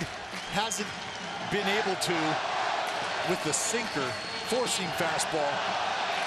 Then you're giving Hicks an opportunity to elevate that thing. Look, nothing more than a ground ball right back to him.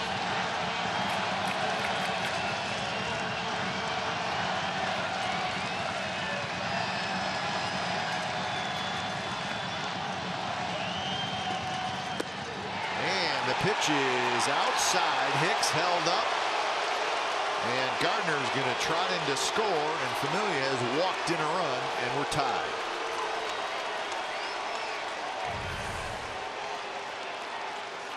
Well, they do stick with the fastball. And the movement to the arm side just carries Familia out of the zone. And it's back-to-back good ABs between McCutchen and Aaron Hicks. So now a load of trouble. Bases loaded, nobody out, a run in. Pagan is ready out in the bullpen. These are going to stick with Familia as he faces the rookie Miguel Andujar.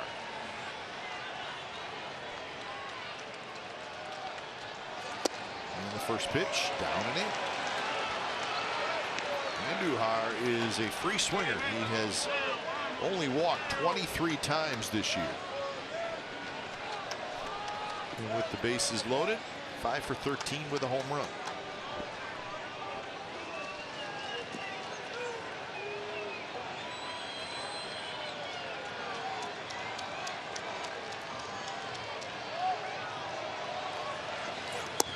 Slider, good one. Catches the outside corner. Well, that's a big pitch right there for Familia. Not only for personal confidence, but for the New York Yankees lineup. As they come to the plate now, you've got off speed for strike here. If he can command that fastball, maybe get himself a ground ball here.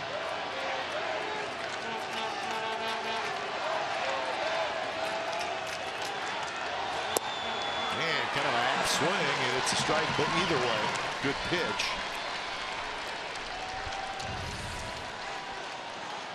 Just a hard sinker down. Gary Sanchez is the on-deck hitter.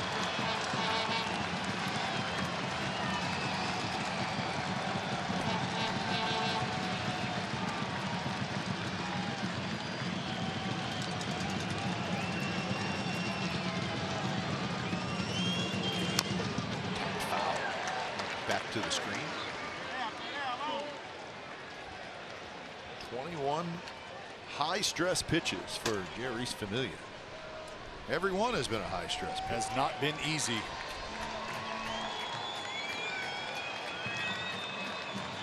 This inning started with Ryan Buchter squaring off against Brett Gardner.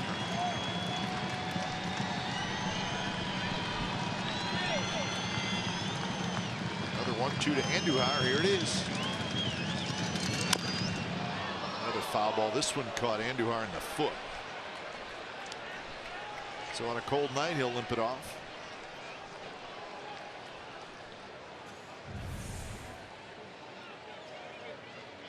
Another good look at the heater boring in on a young righty. Andujar does not feel good. Tom Hallion to do some housekeeping.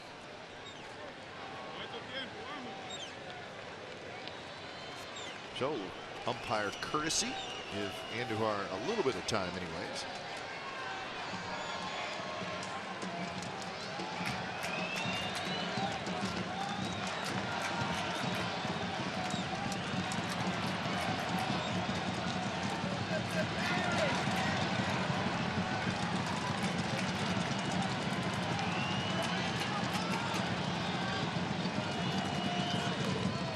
And a good take.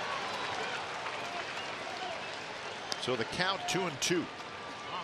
There's a pressure pitch here because if your control's a little off, you just don't want to go to 3-2. No, you don't, and that's kind of what we've seen is Familia having a tough time right now commanding the baseball. Fernando Rodney now up.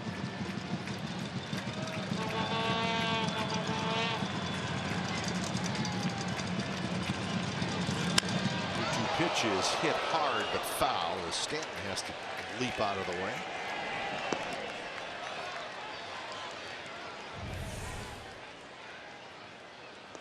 It's been a heck of a battle here. Big fella's light on his feet. Seen some sliders, seen some sinkers here. Maybe time to go up top with a heater.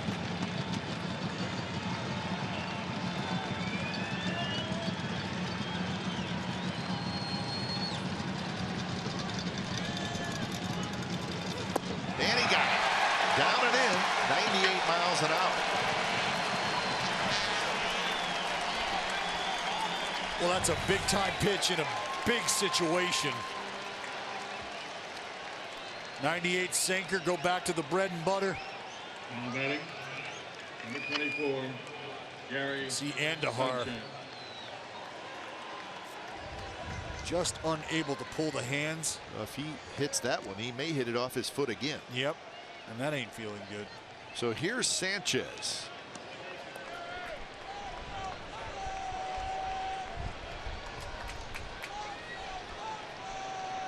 Sanchez, very powerful, but does not run real well and strikes out a fair amount. He's hit into a double play tonight. That was in the 5th inning. And the first pitch runs well inside. And he's struggling right now in situations like these for guys that are looking to break out. Could use his aggressiveness and the fact that he's probably pressing against him right now.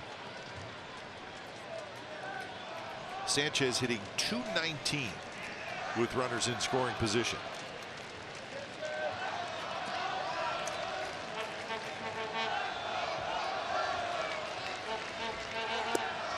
And that's a strike outside corner at the knees. Familia working downhill. This thing clips the bottom of the zone.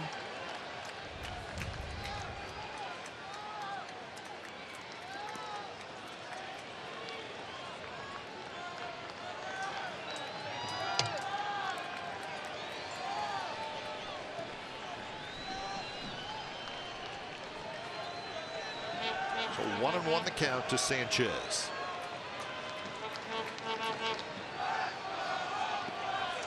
Swing and a miss, 97 miles an hour, and he was late.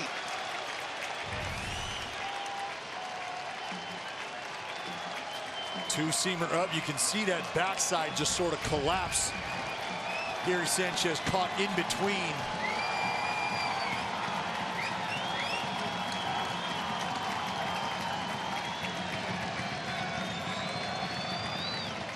Twenty-ninth pitch of the inning coming up for Familia.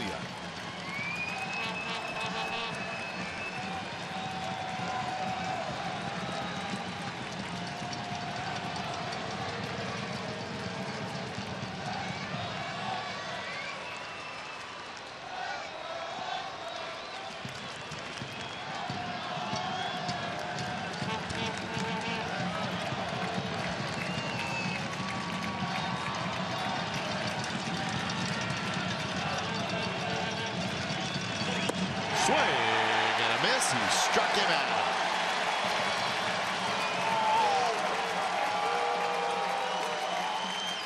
So with that, Bob Melvin coming out.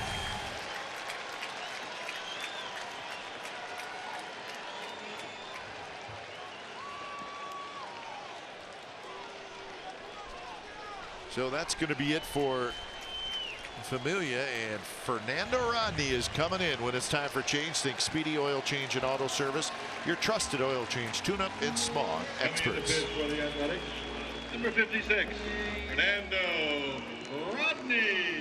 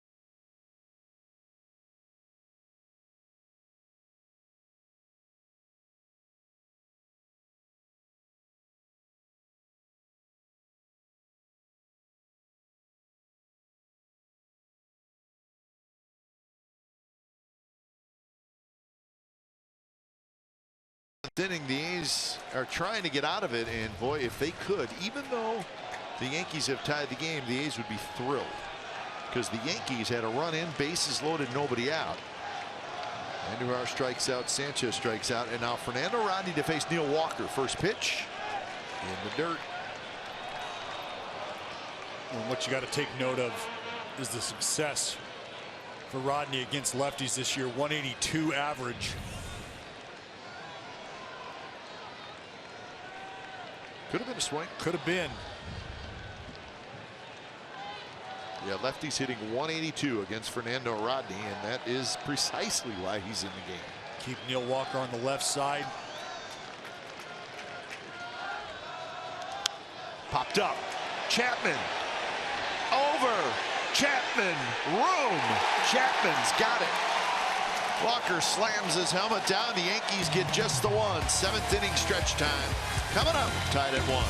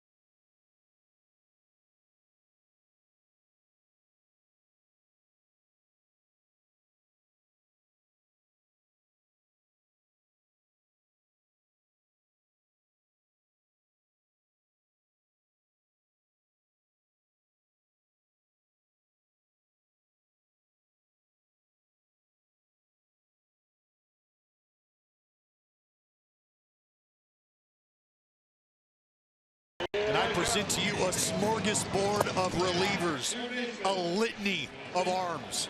That's right, an entire platoon of folks who are looking to get it done for the Oakland A's, and it has been an entire team effort up until this point.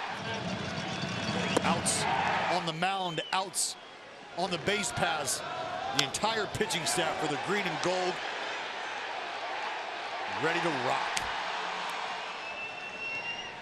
So bottom of the 7th inning, Jay Happ still out there for the Yankees. It's a 1-1 game. Chapman, Lowry, and Davis. So we'll see if the long inning or long half inning affects Jay Happ. He's been good. That half inning took 30 minutes and he was sitting there. The only run he has allowed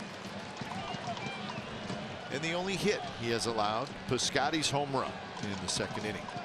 Pitch count still manageable at 72. You mentioned the long wait though.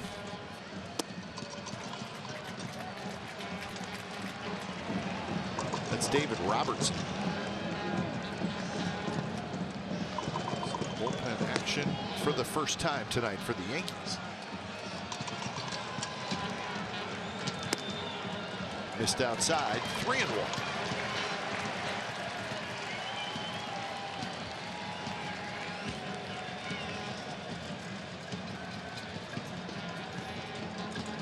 Chapman has struck out and he has grounded out so far.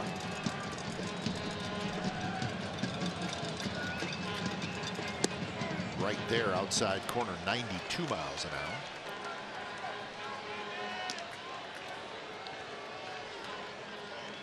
Just a steady diet of fastballs from the lefty Jay Happ. Sanchez sets up inside and he got it in there.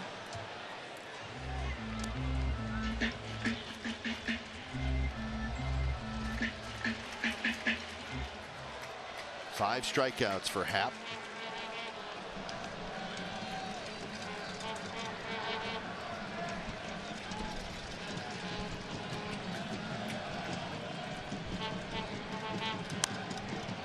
Another fastball, and that one fouled back. Jay Happ not afraid to crowd you, not afraid to get in there. We've seen a good changeup from the lefty tonight. 3-2, typically sticking with that fastball.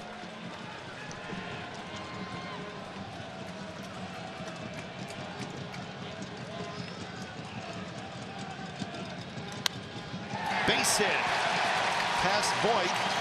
Hustling over there is McCutcheon. So Chapman goes the other way. He's got a leadoff single. Well, they worked Chappie in the entire AB. Finally decide to go away with the fastball. And that right there gives Matt Chapman an opportunity to let this ball travel, get a little deep, hit it where it's pitched. He finds himself on first base. Leadoff knock. How about that kite? 33 knocks to the right side. Yeah, and he's not flaring balls that way either. Well, folks, there is only one way to get the first crack at 2018 postseason tickets. That's to become a member of A's Access. That's right. With A's Access, you get general admission access to every single 2019 regular season home game, a plan of reserved seat tickets, and significant benefits as well. Plus, A's Access comes with 50% off concessions, 25% off merchandise, and awesome parking benefits for the rest of the regular season. Learn more at athletics.com/2019 today. A's Access, every game your way. So Aaron Boone with the slow walk to the mound. 78 pitches for Happ.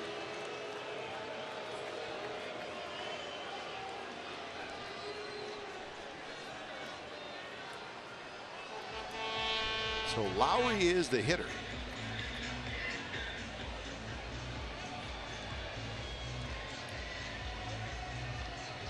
And that's it. So to the bullpen, and Robertson. 6+ innings tonight for Jay Happ. When it's time for change, think Speedy Oil Change and Auto Service. It's your trusted oil change, tune-up, and smog experts.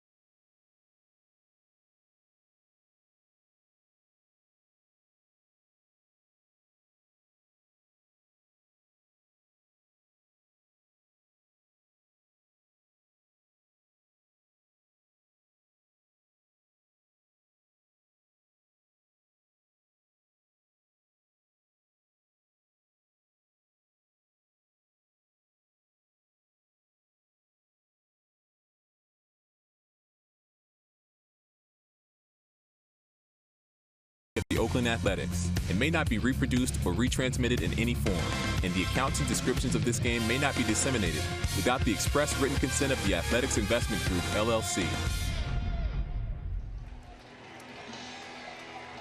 So Jay Happ, 6+ innings tonight. He was very good. And he leaves with a runner at first and nobody out. Nobody out, and that's going to turn Jed Lowry around to the left side. Jed hitting .283 with 18 long balls versus righties as opposed to .262, only 3 homers against the lefties as a right-handed batter. So he faces David Robertson. Robertson, a Yankee, then a White Sox, and now a Yankee again. Something to keep in mind, Jed Lowry and Robertson do have some history with each other. Sweet. And a foul tip. 6 punch outs for Robertson against Lowry. 2 for 9.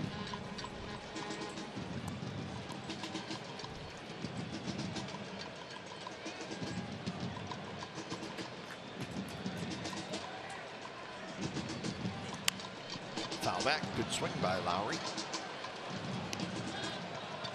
So now Jed behind in the count 1-2. Lowry is fouled out and he has struck out. Chris Davis waits in the on-deck circle.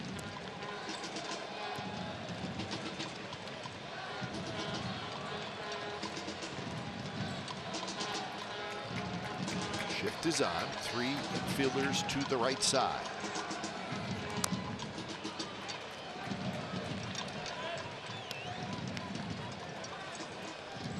Just 5 total hits in the game. A couple of errors, both made by the Athletics.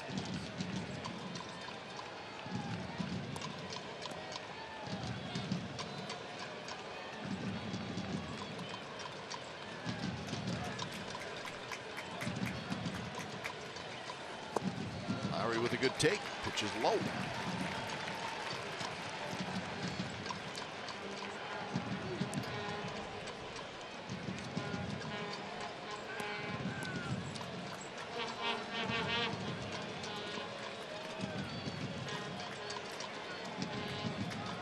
Again playing very deep in center field, and he stayed with that breaking ball, and Lowry strikes out. So that's out number 1, and here's time for another October Quest update with Brody.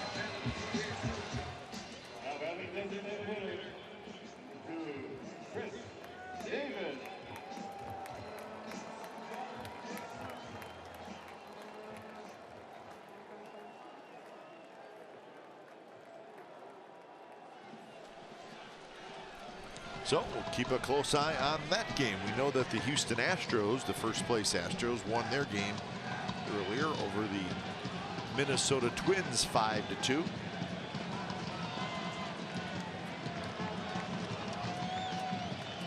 the A's trying to keep pace with the Astros.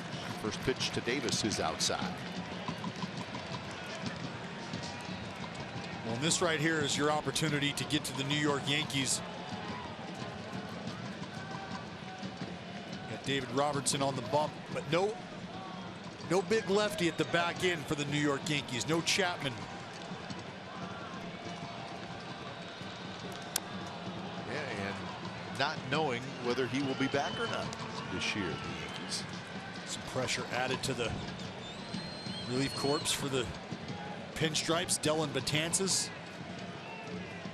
They did get Zach Britton at the trade deadline, so that helps them, but still, you're talking about Chapman.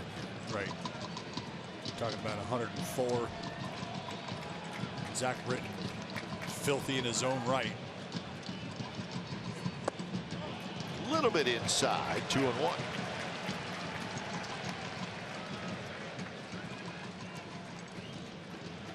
In the American League, the Yankees have the 2nd best bullpen ERA. The A's have the 3rd, behind the Astros.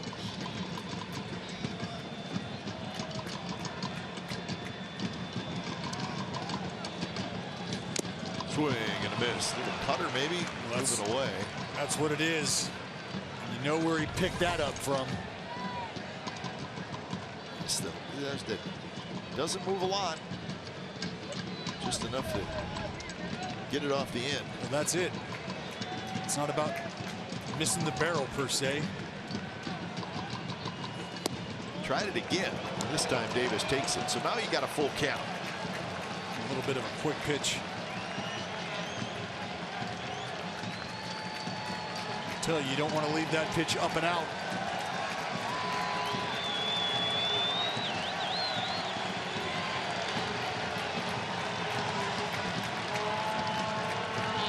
Chapman, good speed at first. He's not going anywhere, and Davis bounces it foul. Headed down toward the A's bullpen.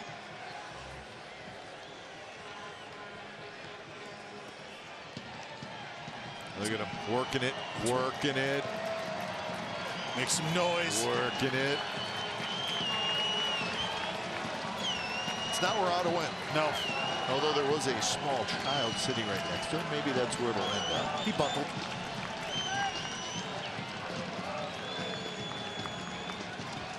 Another 3-2. Chris Davis did not swing. 2 on, 1 out here in the bottom of the 7th. That's a heck of an AB by the Crusher. Hold up on a 3-2 curveball. Piscotty. Tell you right now, kids, get your forearm curls in.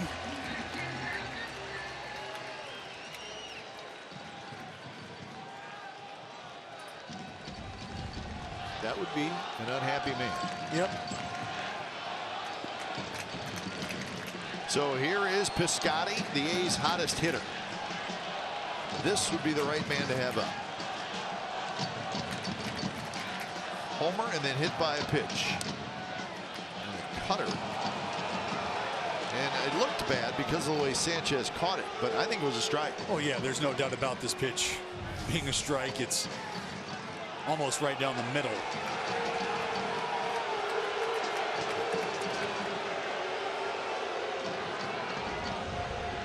And that's just an example of what baseball players are so used to seeing, not used to getting those calls when things look the way they do.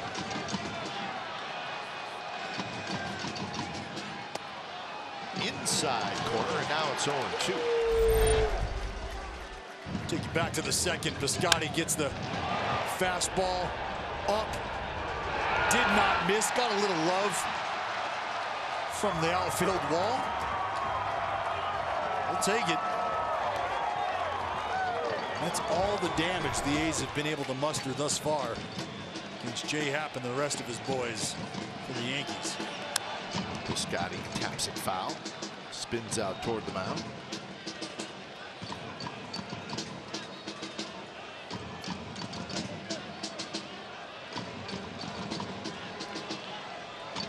Piscotty now with a 7-game hitting streak. He's got 10 hits in his last 24 at-bats.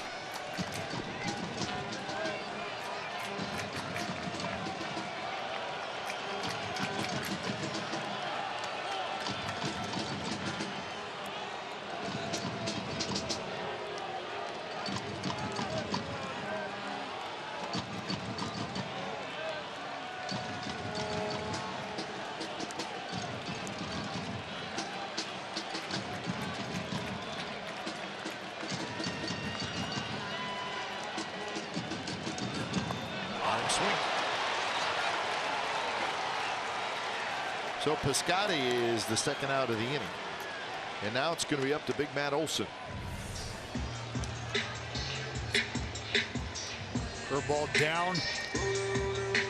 Now batting first baseman. He struck out 10 times last night. That's the 7th time they have struck out tonight.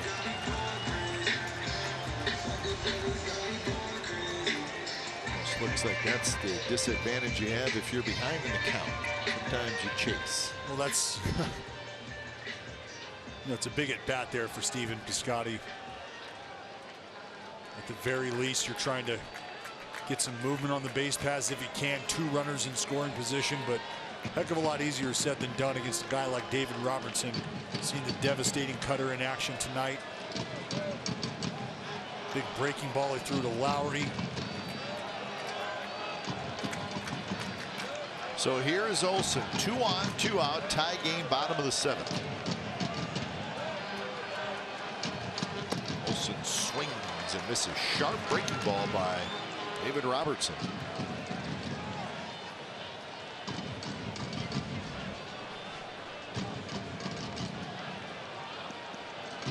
Olsen tonight, a fly ball to left field and a fly ball to center field. There's that breaking ball again. This one tried to backdoor it, but it missed outside. They're slowing him down and moving that breaking ball around. And I've got to believe that David Robertson's ultimate goal here is to try to crowd Olsen with a cutter.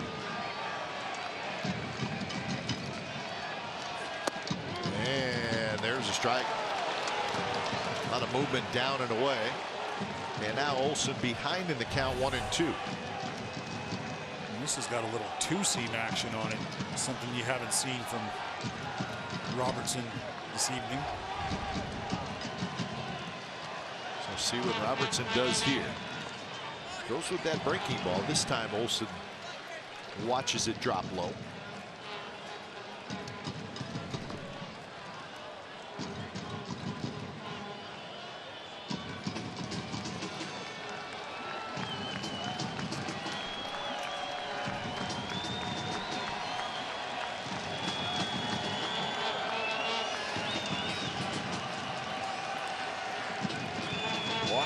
Shallow right field.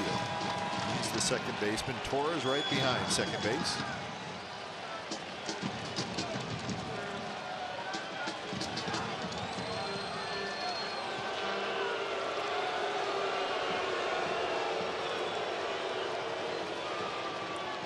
It's like they're talking about the count. They're checking on the count.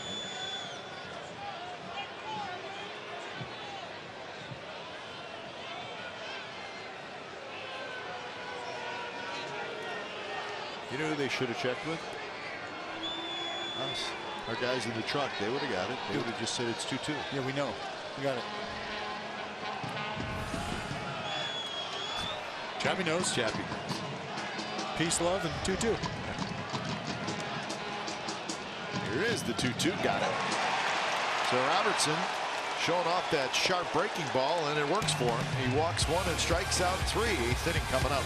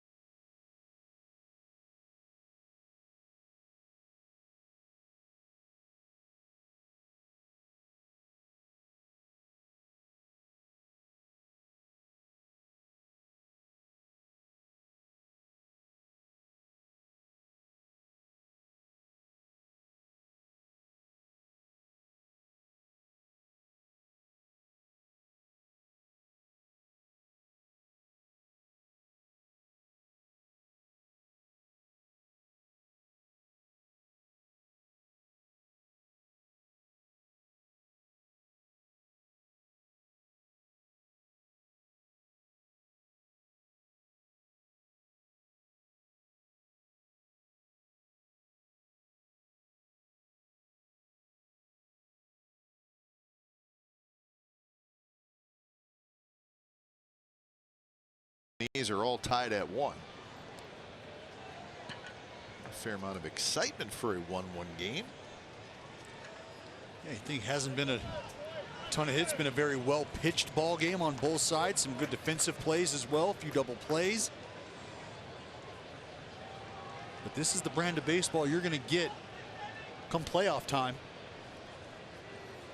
And Fernando Rodney stays out there.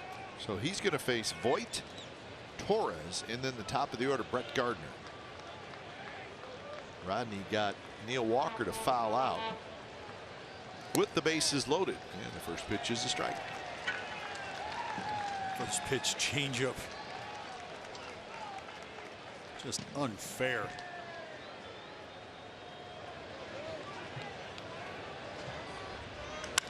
And that one is hit deep. Down the line. Trouble. Gone.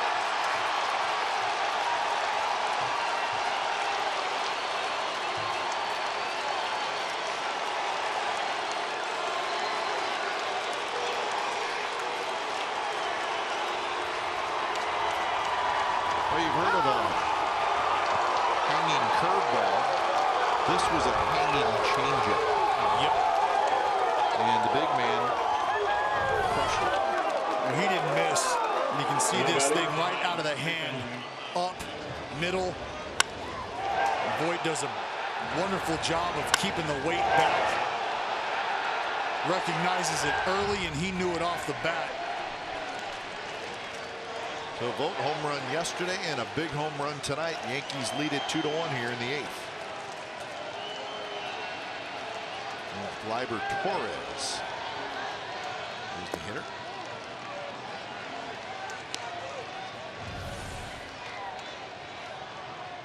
You see the side spin on the changeup, just not quite on top. And he knew it. The 6th home run Rodney has allowed this year, his first for the Athletics. Pretty good poke. Well, the good thing it's still only worth one.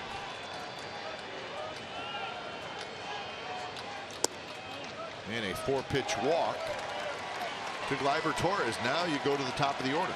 That's Zach Britton, the lefty, just now starting to throw in the Yankees bullpen. Now batting, number 11, Brett Gardner. So Gardner steps up. He's the leadoff man, 1 for 3. Singleton scored in the 7th. He had an infield hit in that 7th inning, and that got things rolling. Good hustle. Something that Brett Gardner has been known for his whole career. Plays the game hard. Yes, he does. The longest tenured New York Yankee. And you know what, Dallas? The Yankees have a club option on Brett Gardner next year. It's for $12.5 million if you're into the money thing. It'll be an interesting decision.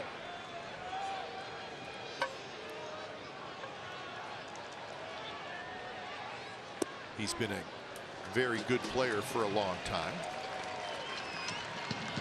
Is there somebody that can take his place? That's always, I think, the first question you got to ask. You can pay him if you want to. Sure, anything of their outfield, Aaron Hicks. That man right there at times, Stanton, Aaron Judge.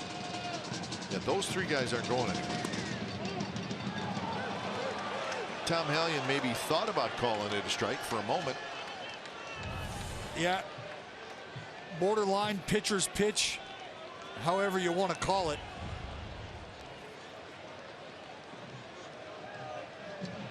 Tell you, Rodney would have loved to have it.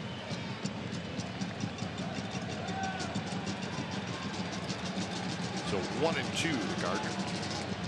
Brett Gardner turned 35 years old in August.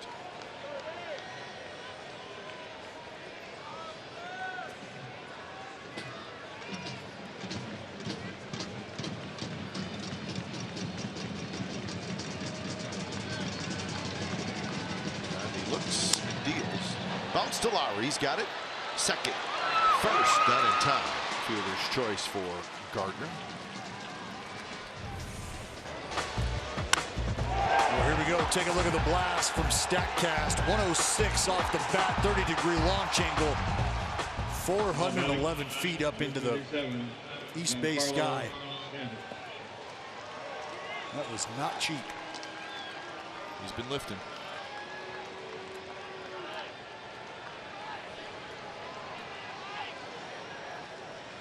So here's Giancarlo Stanton. Stanton is 1 for 3. He's singled in the 7th.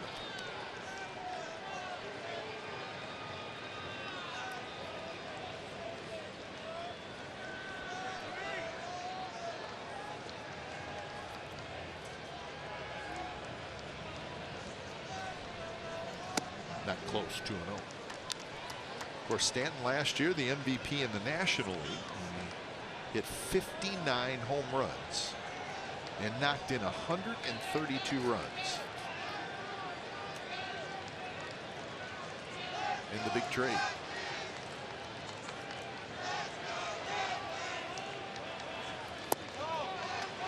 Of course, his contract, 12 years, $325 million.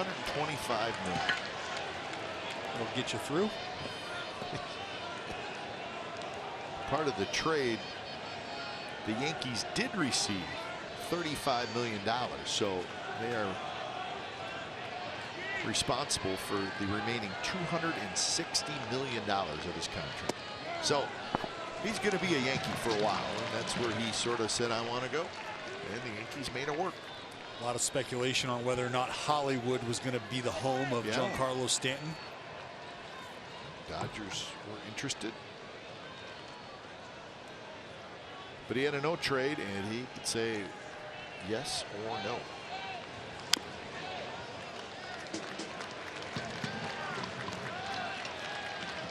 So 3-2 to Stanton. Stanton hit his 300th career home run not long ago.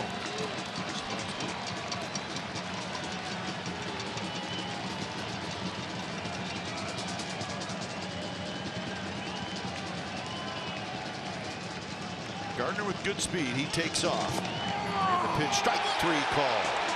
Stanton can't believe it.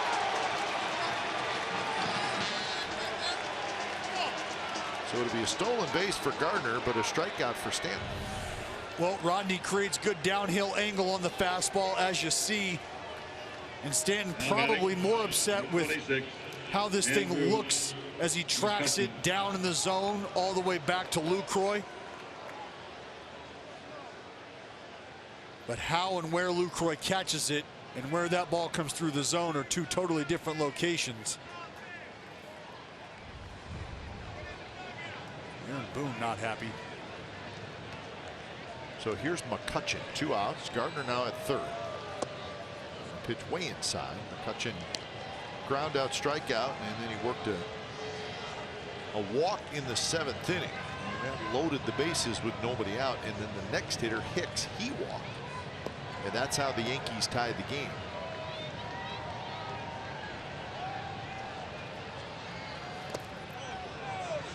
Lucroy got a glove on it. We can see Luke kick out right here and use the backhand. And while this isn't fundamentally sound, this is in Lucroy anticipating Brett Gardner, speedy runner out there. Potentially a good secondary, might be able to back pick, or Gardner just taking off. And now 3-0.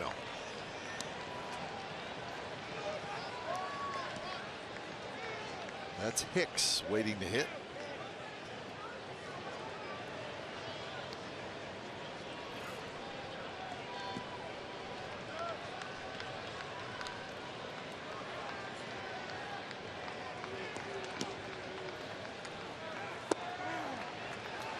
Inside corner first strike. So McCutchen took that one. He'll be ready to go now.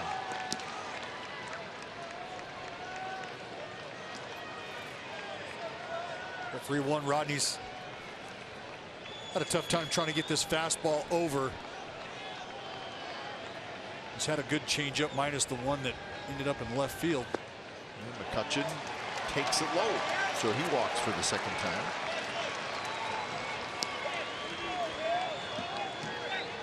Walks issued now by A's pitchers, and here is Hicks.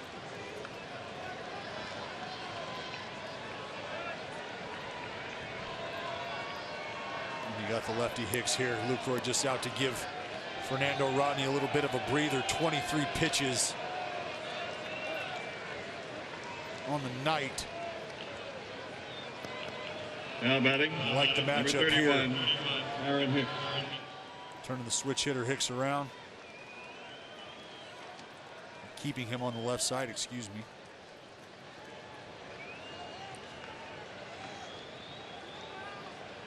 Let that devastating changeup from Rodney go to work here.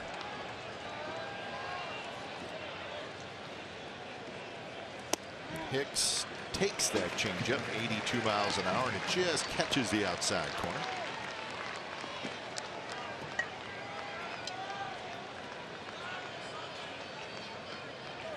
The changeup, it just kind of floats in there and then just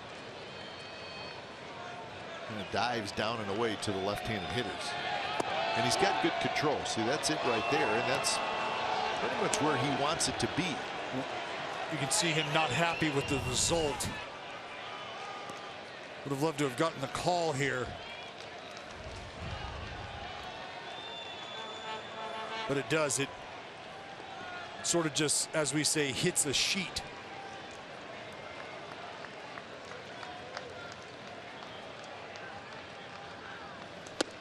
I think both dugouts a little frustrated with Tom Hallion. Yeah. Some inconsistency as far as check swings have gone. Some calls down in the zone, some calls just off the corner. To your point, it hasn't been one-sided. Nope.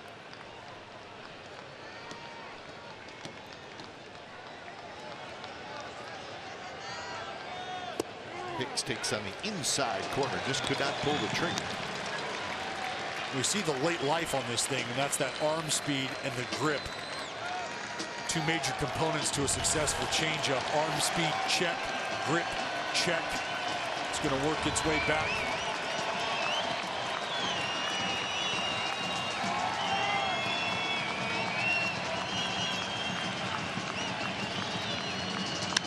There's a shot, base hit center field. Here comes Gardner. Here comes the throw to the plate. It's cut off. And now they're going to have McCutchen in a rundown. McCutchen's tagged out. The Yankees get a pair of runs, a home run by Voit, and then the RBI single by Hicks. So bottom of the 8th coming up. Yankees 3, A's 1.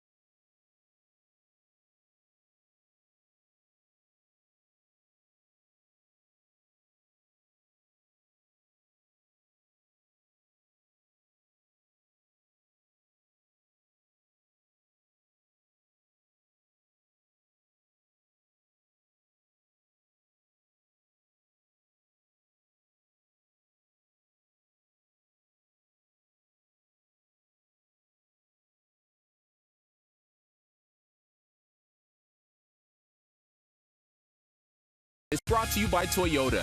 Designed for the grind that comes through every time. See your local Toyota dealer today. Toyota, let's go places. By Southwest Airlines. Low fares, no hidden fees. That's transparency. And by Xfinity. X1 will change the way you experience TV.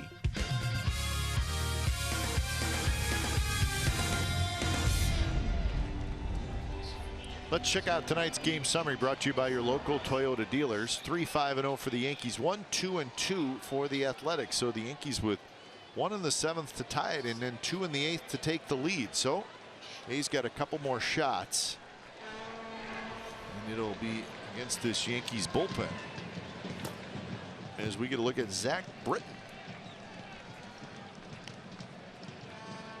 So Zach Britton, highly sought after trade target by many teams.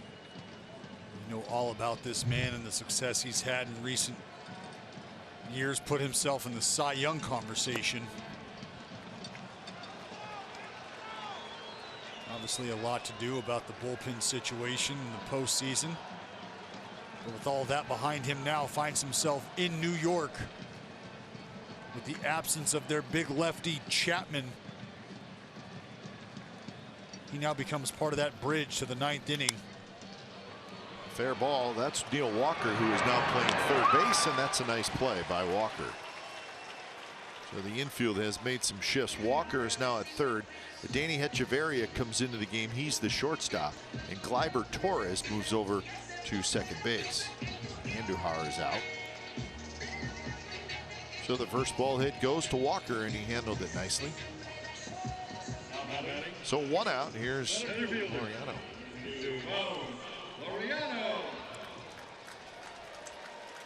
Well, the Yankees at the trade deadline, they got Britton. They got Britton and, of course, J. Happ a little bit before the trade deadline. And they also acquired Lance Lynn from the Twins. Yeah. They traded Adam Warren, right-handed reliever, to the Mariners. But Britton and Happ were 2 of the bigger names out there on the trade block. And the Yankees got them both.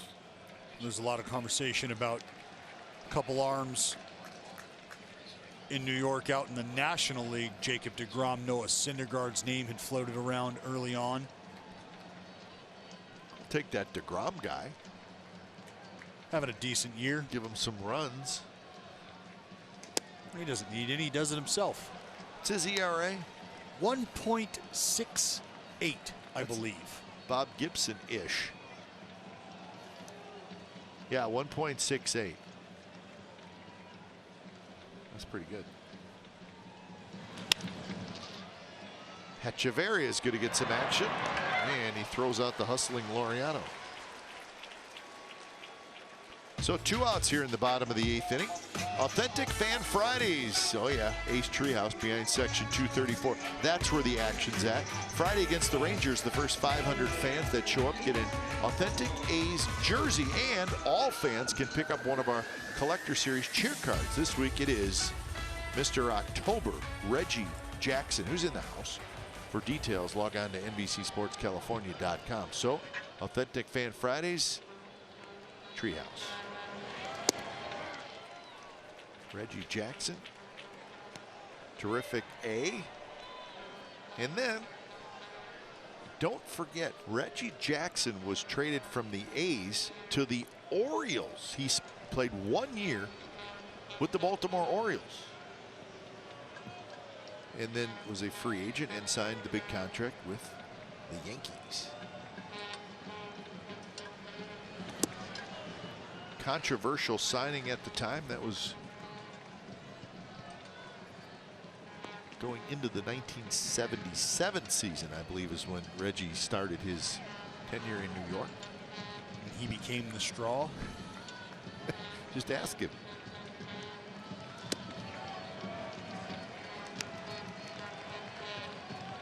He and Billy Martin did not always see eye to eye.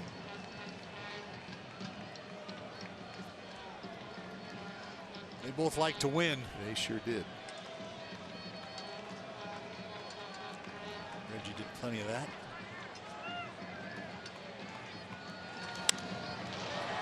Driven to center, Hicks into right center, and he's got it. Britton has a 3-up, 3-down inning. It is on to the 9th inning. It's a 3-1 Yankees lead.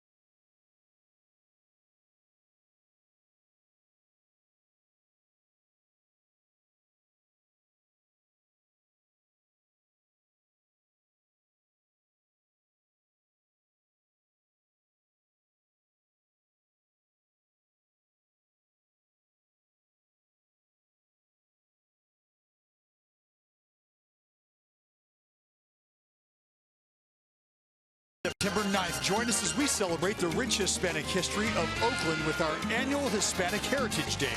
This year, a one-of-a-kind Sugar Skull bobblehead has been crafted to celebrate this special day, presented by Chevrolet.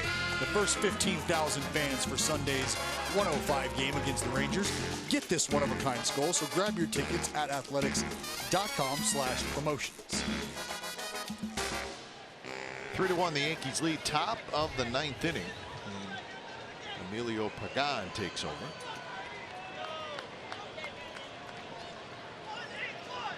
He is pitcher number 6 tonight.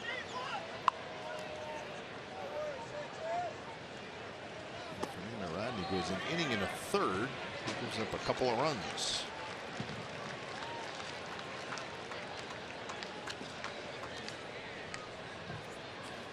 So walked a couple and struck out 1.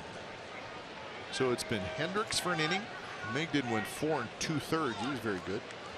Buchter gave up a run. Familia. And then Rodney. A couple of runs, and now Pagan.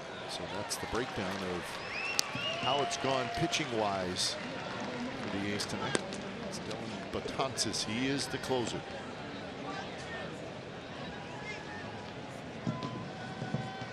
So 0-2 the count. This is Echeverria, who's hitting an Andujar spot.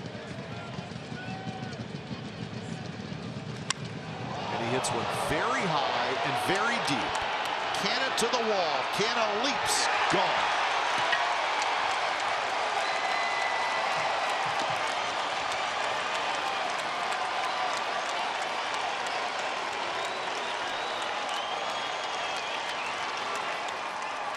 Echeverria in the game for defense, and he homers. Pagan was able to work it here, buying the pitch before up top. And Echeverria meets him in the middle here. Fastball up. Pagan supplying the juice. Heck of an effort by Mark Canna. About 5 feet more. So here's Gary Sanchez. So 2 home runs tonight for the Yankees, 3 now in the series, 227 on the year.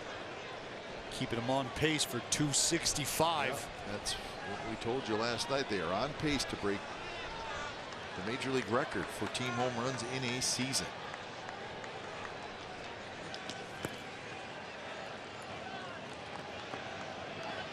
The record is 264 by the Mariners in 1997.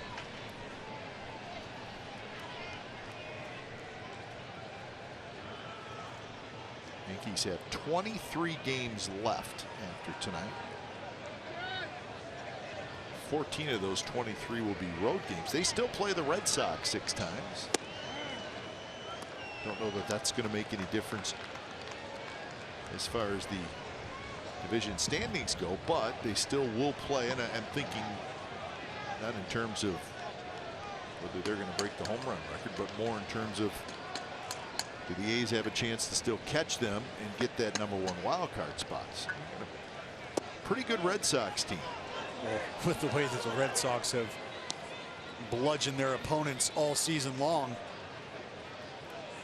I'm picking up what you're putting down, a potential maybe 2 and 4. Sure.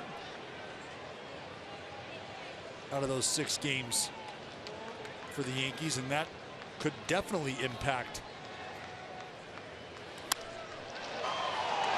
Just out of the reach of Lowry, who leaped up, couldn't get it. Sanchez has a base hit. So that's 7 hits now. This ball is stung. Remember, the Yankees didn't get their first hit till the 6th inning.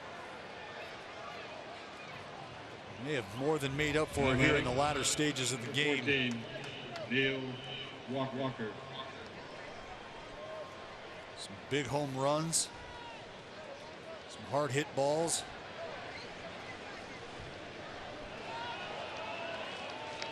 So Walker hits for the 4th time. He's 0 for 3.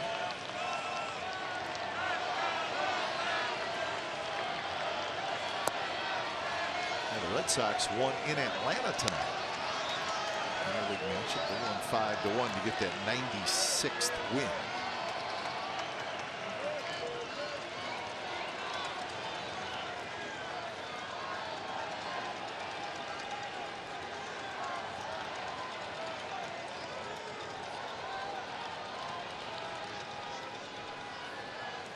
Outside, 2-0. Tampa Bay Rays deserve a lot of credit, Dallas. They won again. They beat the Blue Jays 4-0 in Toronto. They are 75-63. Well, and if we're being honest, Kipe, at the beginning of the season, I was asked kind of what I thought about the Tampa Bay Rays and where they were headed, and I said, I think the most important thing for Rays fans to remember is they're not going to cancel the season. Well, at least you admit when you were off a little bit. Just a tad. You're probably not the Lone Ranger who felt that way, but they have been great as of late, the Rays. Well, in the face of a teardown. That's a strike. It didn't have to be. With bullpenning having become a real part of their strategy early. Yeah, they traded a whole bunch of guys in the offseason and during the season. So that's a pretty good story. We think Bob Melvin will win the Manager of the Year award in the American League, and he should. Kevin Cash will get votes. And that's a walk. When you think about the Rays and where they're at right now, say 75 wins. That puts them right in the thick of the NL West division playoff race. So Pagan has given up a homer, a single, and a walk. He's going to get a visit from Emerson.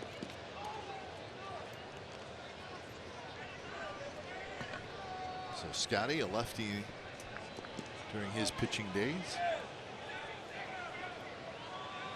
Been here a while. The organization's got a good feel for not only the guys that are here at the big league level, the guys that have made their way through the minor league system and find themselves knocking on the door, maybe here for September. 45, Luke Voigt. So here's Luke Voigt. Luke Voigt better be careful. He'll find himself as a celebrity in New York. Homered last night and homered tonight in the 8th inning that gave the Yankees the 2-1 lead. Now it's 4-1. Swing and a miss. Well, he did not miss this changeup here from Fernando Rodney. Bat flip, hand in the air. And as a hitter, sometimes you can just feel it, or it's when you don't feel it come off the bat. You know you pured it up. Missed that one, and now it's 0-2.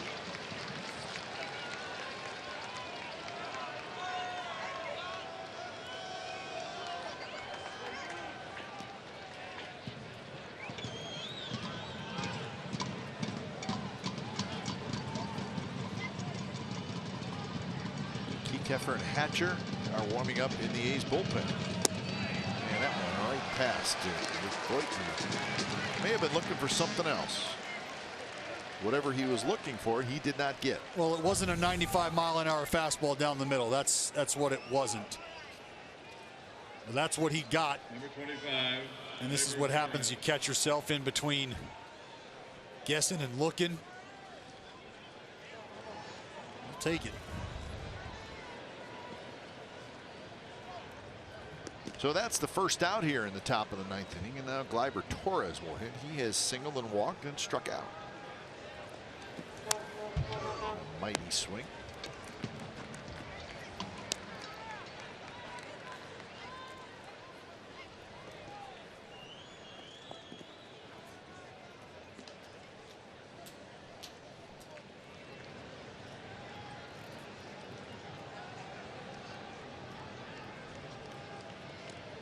Echeverria, a home run.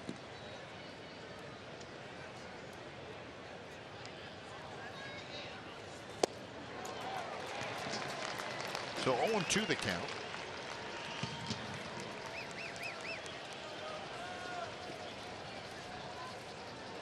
Another night game tomorrow. Mike fires Luis Severino.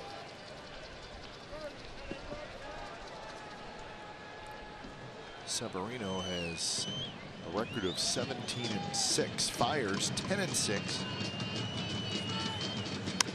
Interesting though, you look at that and you're thinking, boy, oh boy, but Fires has been pitching very well. Severino has struggled some. A little bit, been a little bumpy the past few times. And he's their guy, and I think tomorrow you can sort of look ahead, and if things kind of stay as they are, and these two teams do potentially meet in a wild card setting, very well could be a potential matchup. That's a good call.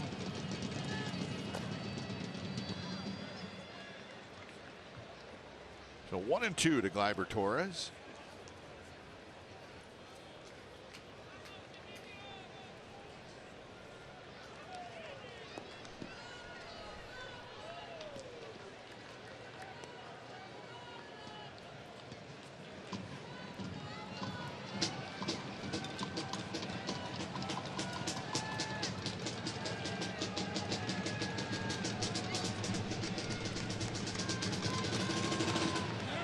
Dirt, and they said he went around. Now the alien called it. Back-to-back strikeouts for Emilio Pagan. Get a look at the check here. And yeah, you can see that barrel make its way. Not an easy call, but a good one behind the dish by Tom Hallion. So we got a new pitcher, and it's going to be Dean Kiekefer.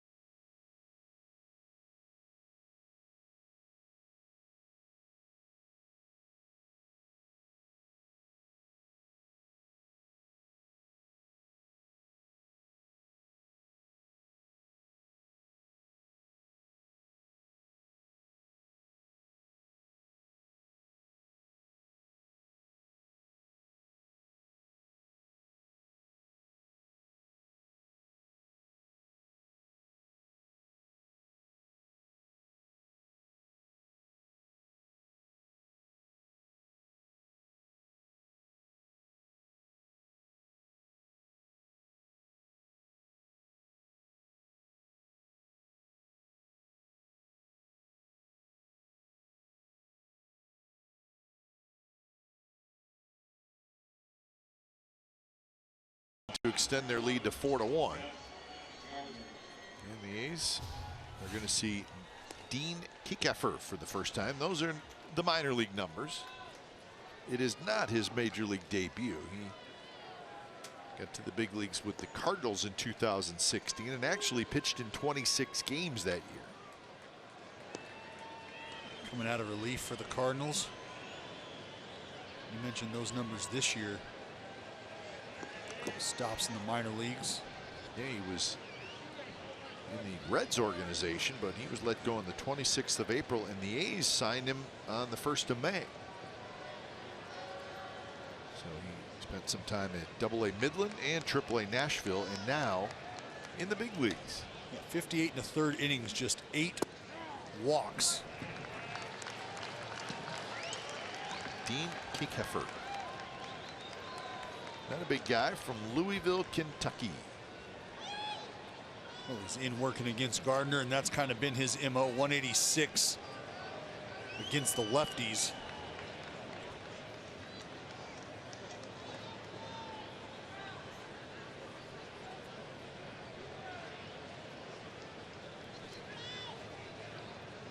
is pitcher number 7 in the game for the A's.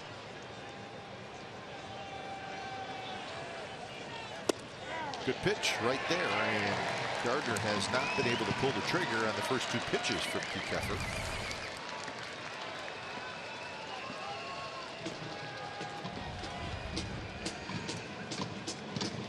So 0-2.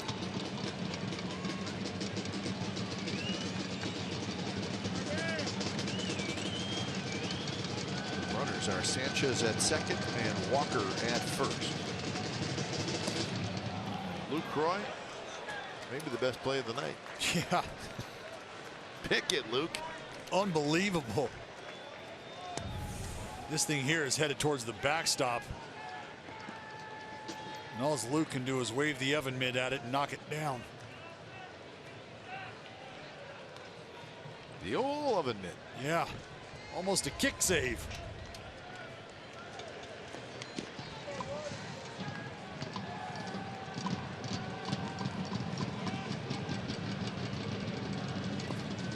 That one, Lucroy does not block as it bounces to his right and the runners move up. And how about that? It's the way things go, huh? You can do everything right, not get the result you're looking for. Just flash the leather and sometimes that'll work. Breaking ball here. A little different side spin. That thing is going to kick to the right of the catcher, coming from a left-hander.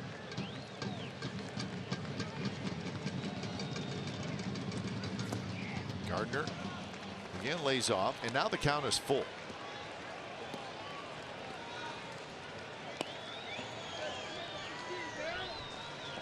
Don't really want to see that guy step into the box. Nope, you'd like to handle business here. 3-2 against the lefty.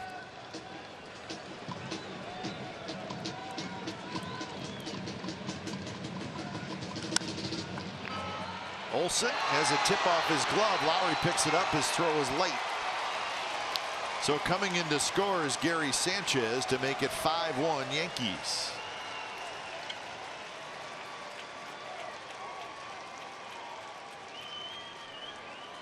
So it'll be a hit and an RBI, and Bob Melvin's coming out. Gardner just pulls this thing into the hole. Olsen knowing he doesn't have enough time to catch that chop of steps and turn, so he goes into the slide, thinking about popping up and shuffling it on over to Keffer. Just not the case. So we got a break. 5-1 Yanks.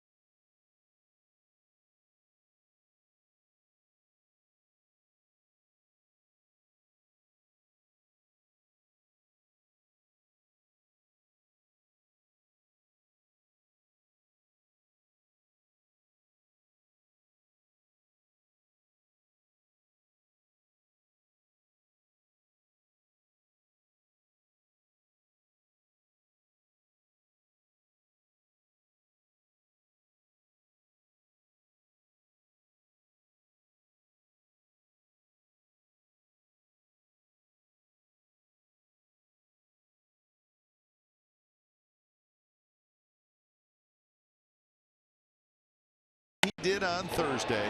A home run at Yankee Stadium. Career home run number 300. Giancarlo Stanton.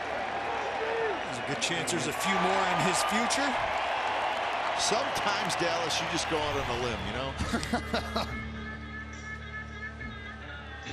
In Major League history, the fastest to 300 career home runs as far as games played. Stanton is 5th. See Ryan Howard on that list. Man just announced his retirement. Oh, that's right. Stanton is 28 years old. He'll be 29 in November. 8th year in the big leagues. And of course, that contract that we talked about, it runs through 2027. So there's the new pitcher, Chris Hatcher. Faced Stanton 3 times. Stanton 1 for 3.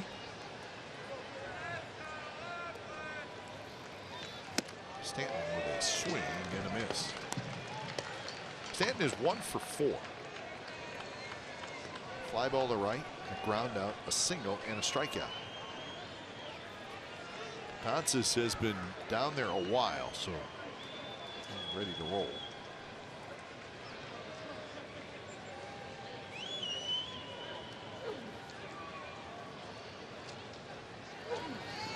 The Yankees will be off on Thursday.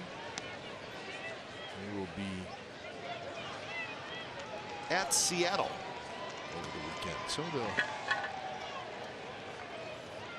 have a nice off day in Seattle on Thursday, and then they will continue on after Seattle to Minnesota.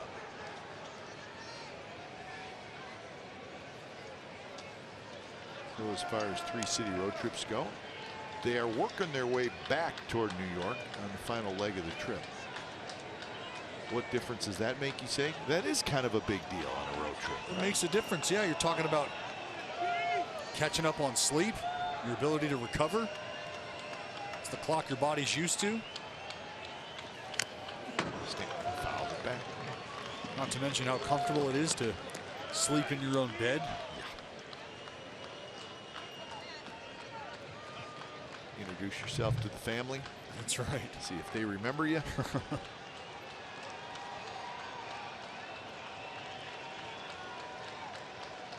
So 1-2 the count.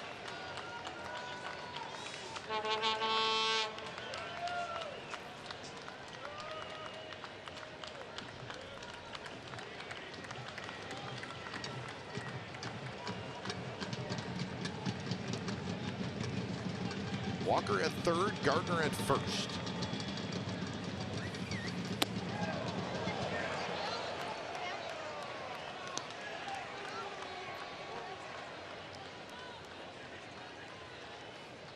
Hatcher trying to work down here. Missed errantly high arm side couple times back to back. See a little slider away. Just missed. Now full count. Gardner will take off with 2 outs.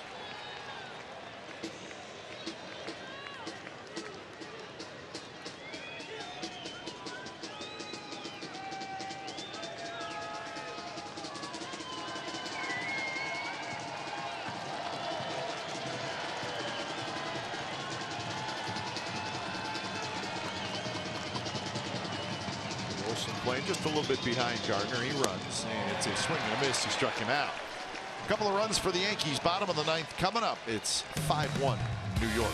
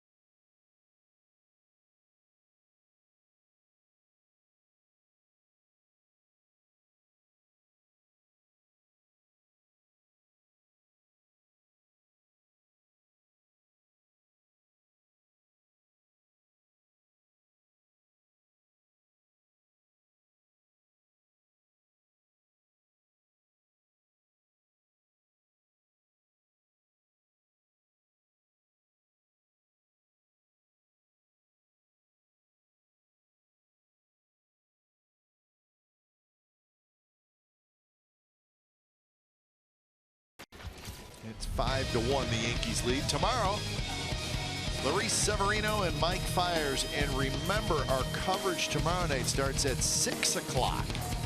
We're going to have full coverage of the pregame ceremonies honoring the members of the Oakland A's Hall of Fame, the first group going in. And what a great group it is. And we'll show it all to you pregame ceremony. So it'll be a fun pregame and pretty good pitching matchup. Fiers and Severino. Dellin Betances comes in. 4 wins, 4 losses, a couple of saves. And the first pitch is outside.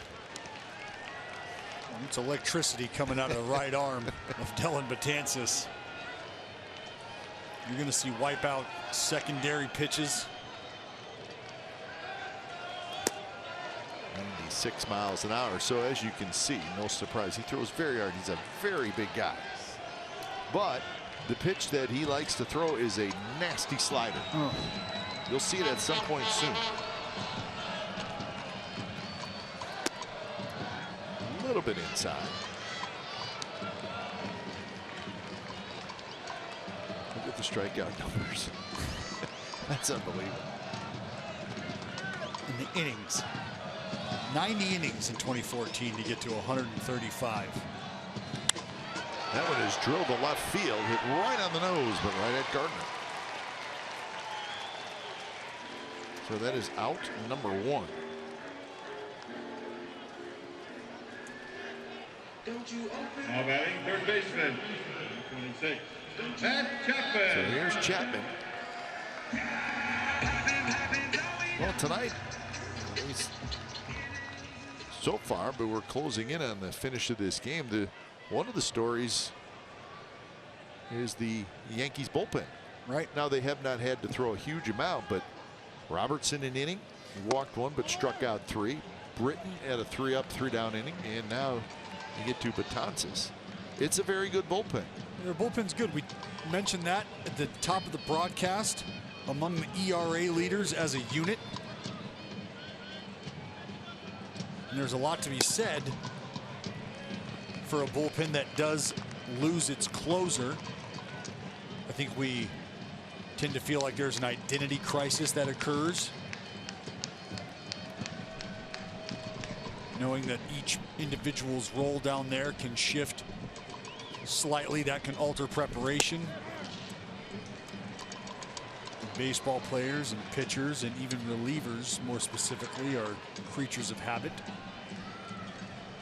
Also can open up an opportunity for somebody else. That's it. There's the slider. Snaps in there for a strike, 2-2.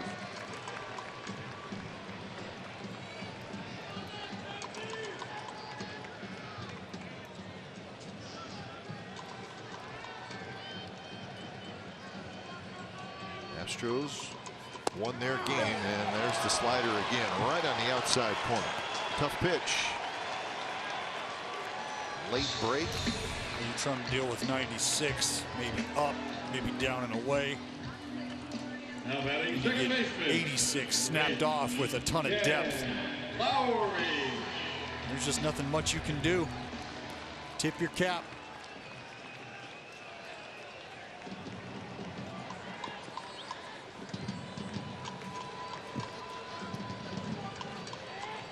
First pitch to Lowry. Swing and a miss, and a pitch darting inside to Lowry. Quiet night for Jed. He has not had a lot of quiet nights this year. He has fouled out and struck out twice.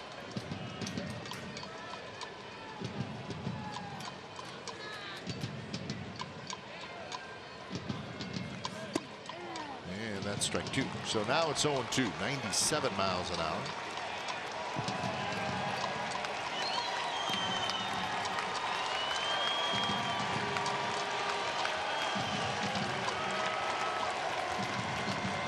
Betances standing tall, delivers the 0-2 pitch. A little bit outside. Good eye by Jed, huh? Saw it all the way. That's right. Chip in a chair. That's all you need. 1-2, still got life.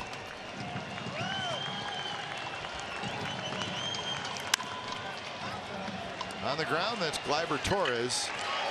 4-3 on the putout, and that's the ball game. So the Yankees bounce back. They score late, and they even up this series at a game apiece. With the Astros winning, the A's fall to 3.5 games back in the AL West, and they lose a game to the Yankees as well for that wild card. So not a good night in the standings for the Athletics. Time of game tonight was 3 hours and 12 minutes. The attendance was 17,536. Final score tonight, the Yankees 5 and the Athletics 1. Time now for A's post-game live. Guys, take it away.